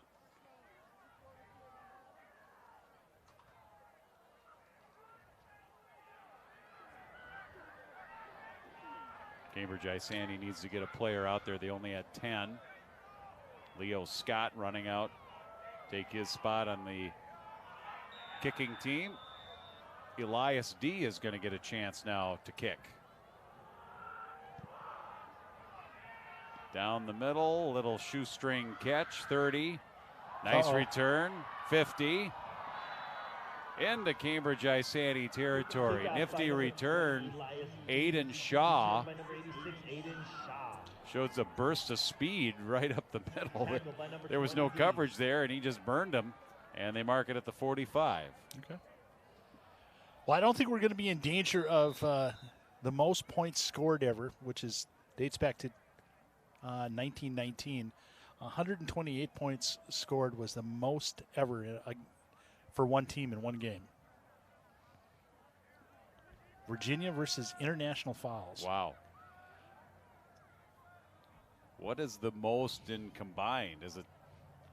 Was it that Elk River Buffalo game? Yeah, 150. Yeah. I was at 150 points. I'm sure that would be close. That was from a few years back. That's when Elk River had their offense. That might have been the year Elk River won the state championship. Yeah. And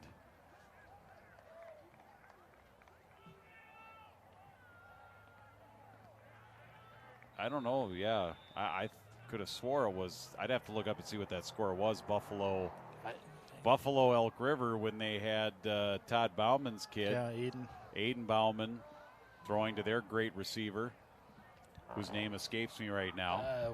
But they were throwing it all over. Yeah, they were throwing it all over the place, and Elk River was running it all over the place. Yeah.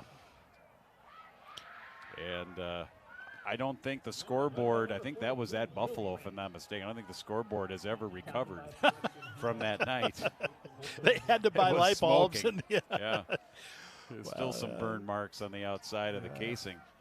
Well, I'm sure the scorekeeper, the guys that have to keep the yards, I'm sure they needed an extra pen or pencil that night. Exactly. Clock running here, and it's a Husky ball. New quarterback. Third quarterback of the night, Hudson Maynard.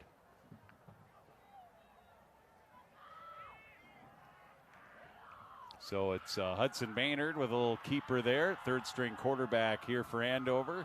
Got back to the line of scrimmage and then pushed a couple of yards extra there. It'll be third down.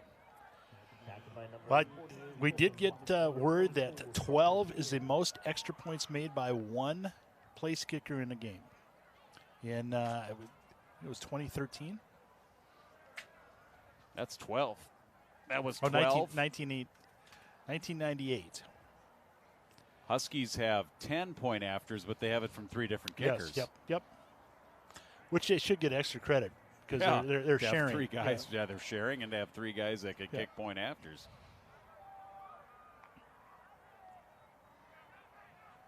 3rd down, 6. In my era, the whole conference didn't have 3 guys that could kick extra points. and Andover has 3 on their team. Yeah. It'll be 4th down and 5. Our kicker was he was a straight ahead. He had the shoe to match and everything, and his name was Sean Sarbacher. Moorhead Spuds. Ended up going to RPI to play hockey. Oh, cool. As a goalie. He was one of the last kind of stand-up goalies. Before the butterfly. Yes. Yep.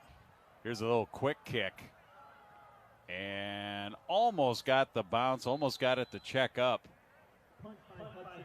Hudson Maynard, who's the quarterback and doing a nice job.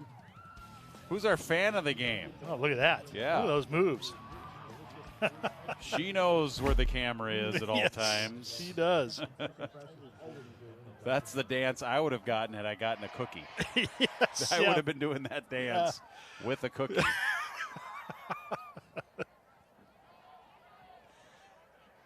Yep. The things you talk about when it's 63 to 14 or 70 to 14. I've even lost track of the score. From the 20-yard line for Cambridge-Isanti, Jaden Patrick is their quarterback in relief of Braylon Davis. And they'll keep it on the ground and no gain on the play.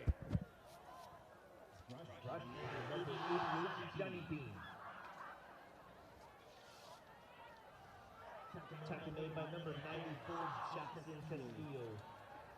Number 47, Dominic Floston.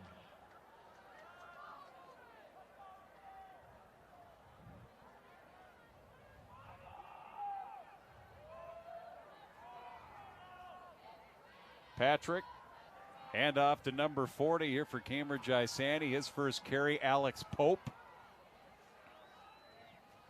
Pope makes his way down to and up to the 30. And we'll give him 9.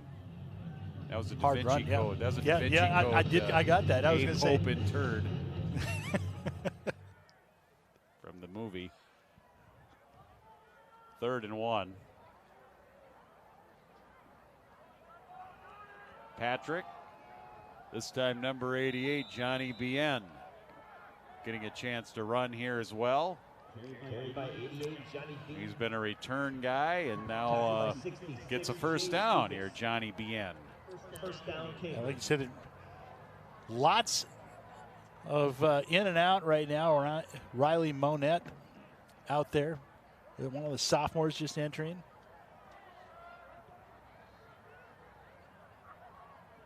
.32 here for the Blue Jackets.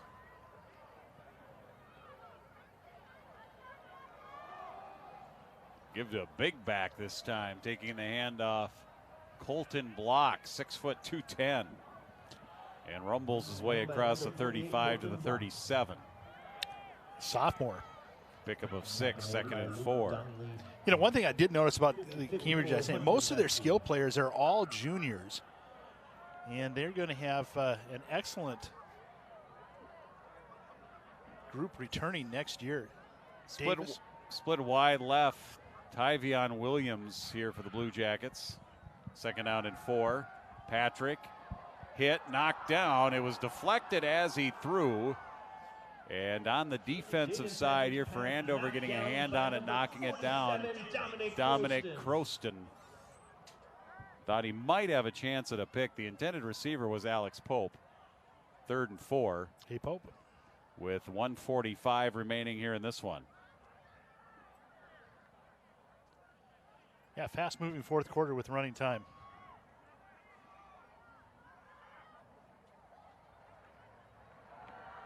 Patrick, again, the big fullback, Block. Perfect name for a running back or a fullback that is, he's running the ball, but I'm sure he can block as well. Chase Lucas, Bailey Taylor, the Andover Huskies there to help make the tackle. And it's 4th and 4.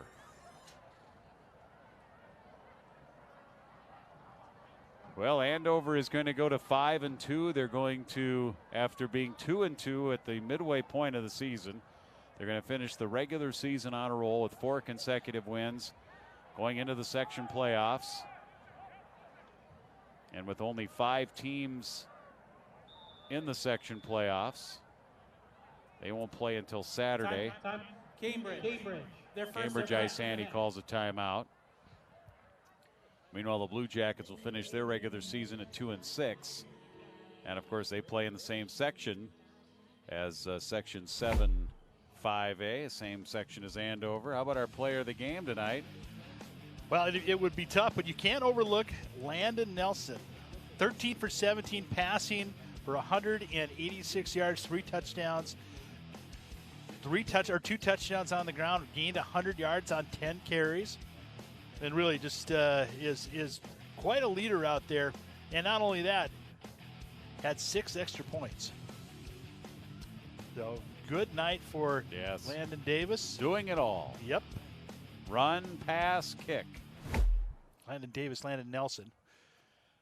I know I was talking about my punt, pass, and kick. I'm glad it wasn't run, pass, and kick because running was not my strength. Here's the punt by McDonald. Ooh, this is going to take a nice Cambridge-Isanti bounce all the way inside the 15 to the 12. Picked up there on the return by Andover's Zachary Pamprin. Punt is returned by number 81, Alex. Oh, 81, excuse me. That's Alex Kopetsky. And we have an injured Blue Jacket player down with 14 seconds. Clock is stopped. And I don't even think they're going to run another play here. One of the Blue Jacket players injured on the return. Here's our upcoming broadcast schedule. We got another football game tomorrow, some Thursday night MEA action. Yeah, I know, Kid Chip. A 1 o'clock tomorrow. A 1 o'clock game tomorrow afternoon. Yeah. Yep. And then we'll have sectional playoffs on the 25th, but it won't be on the 25th. Huskies will play on the 29th.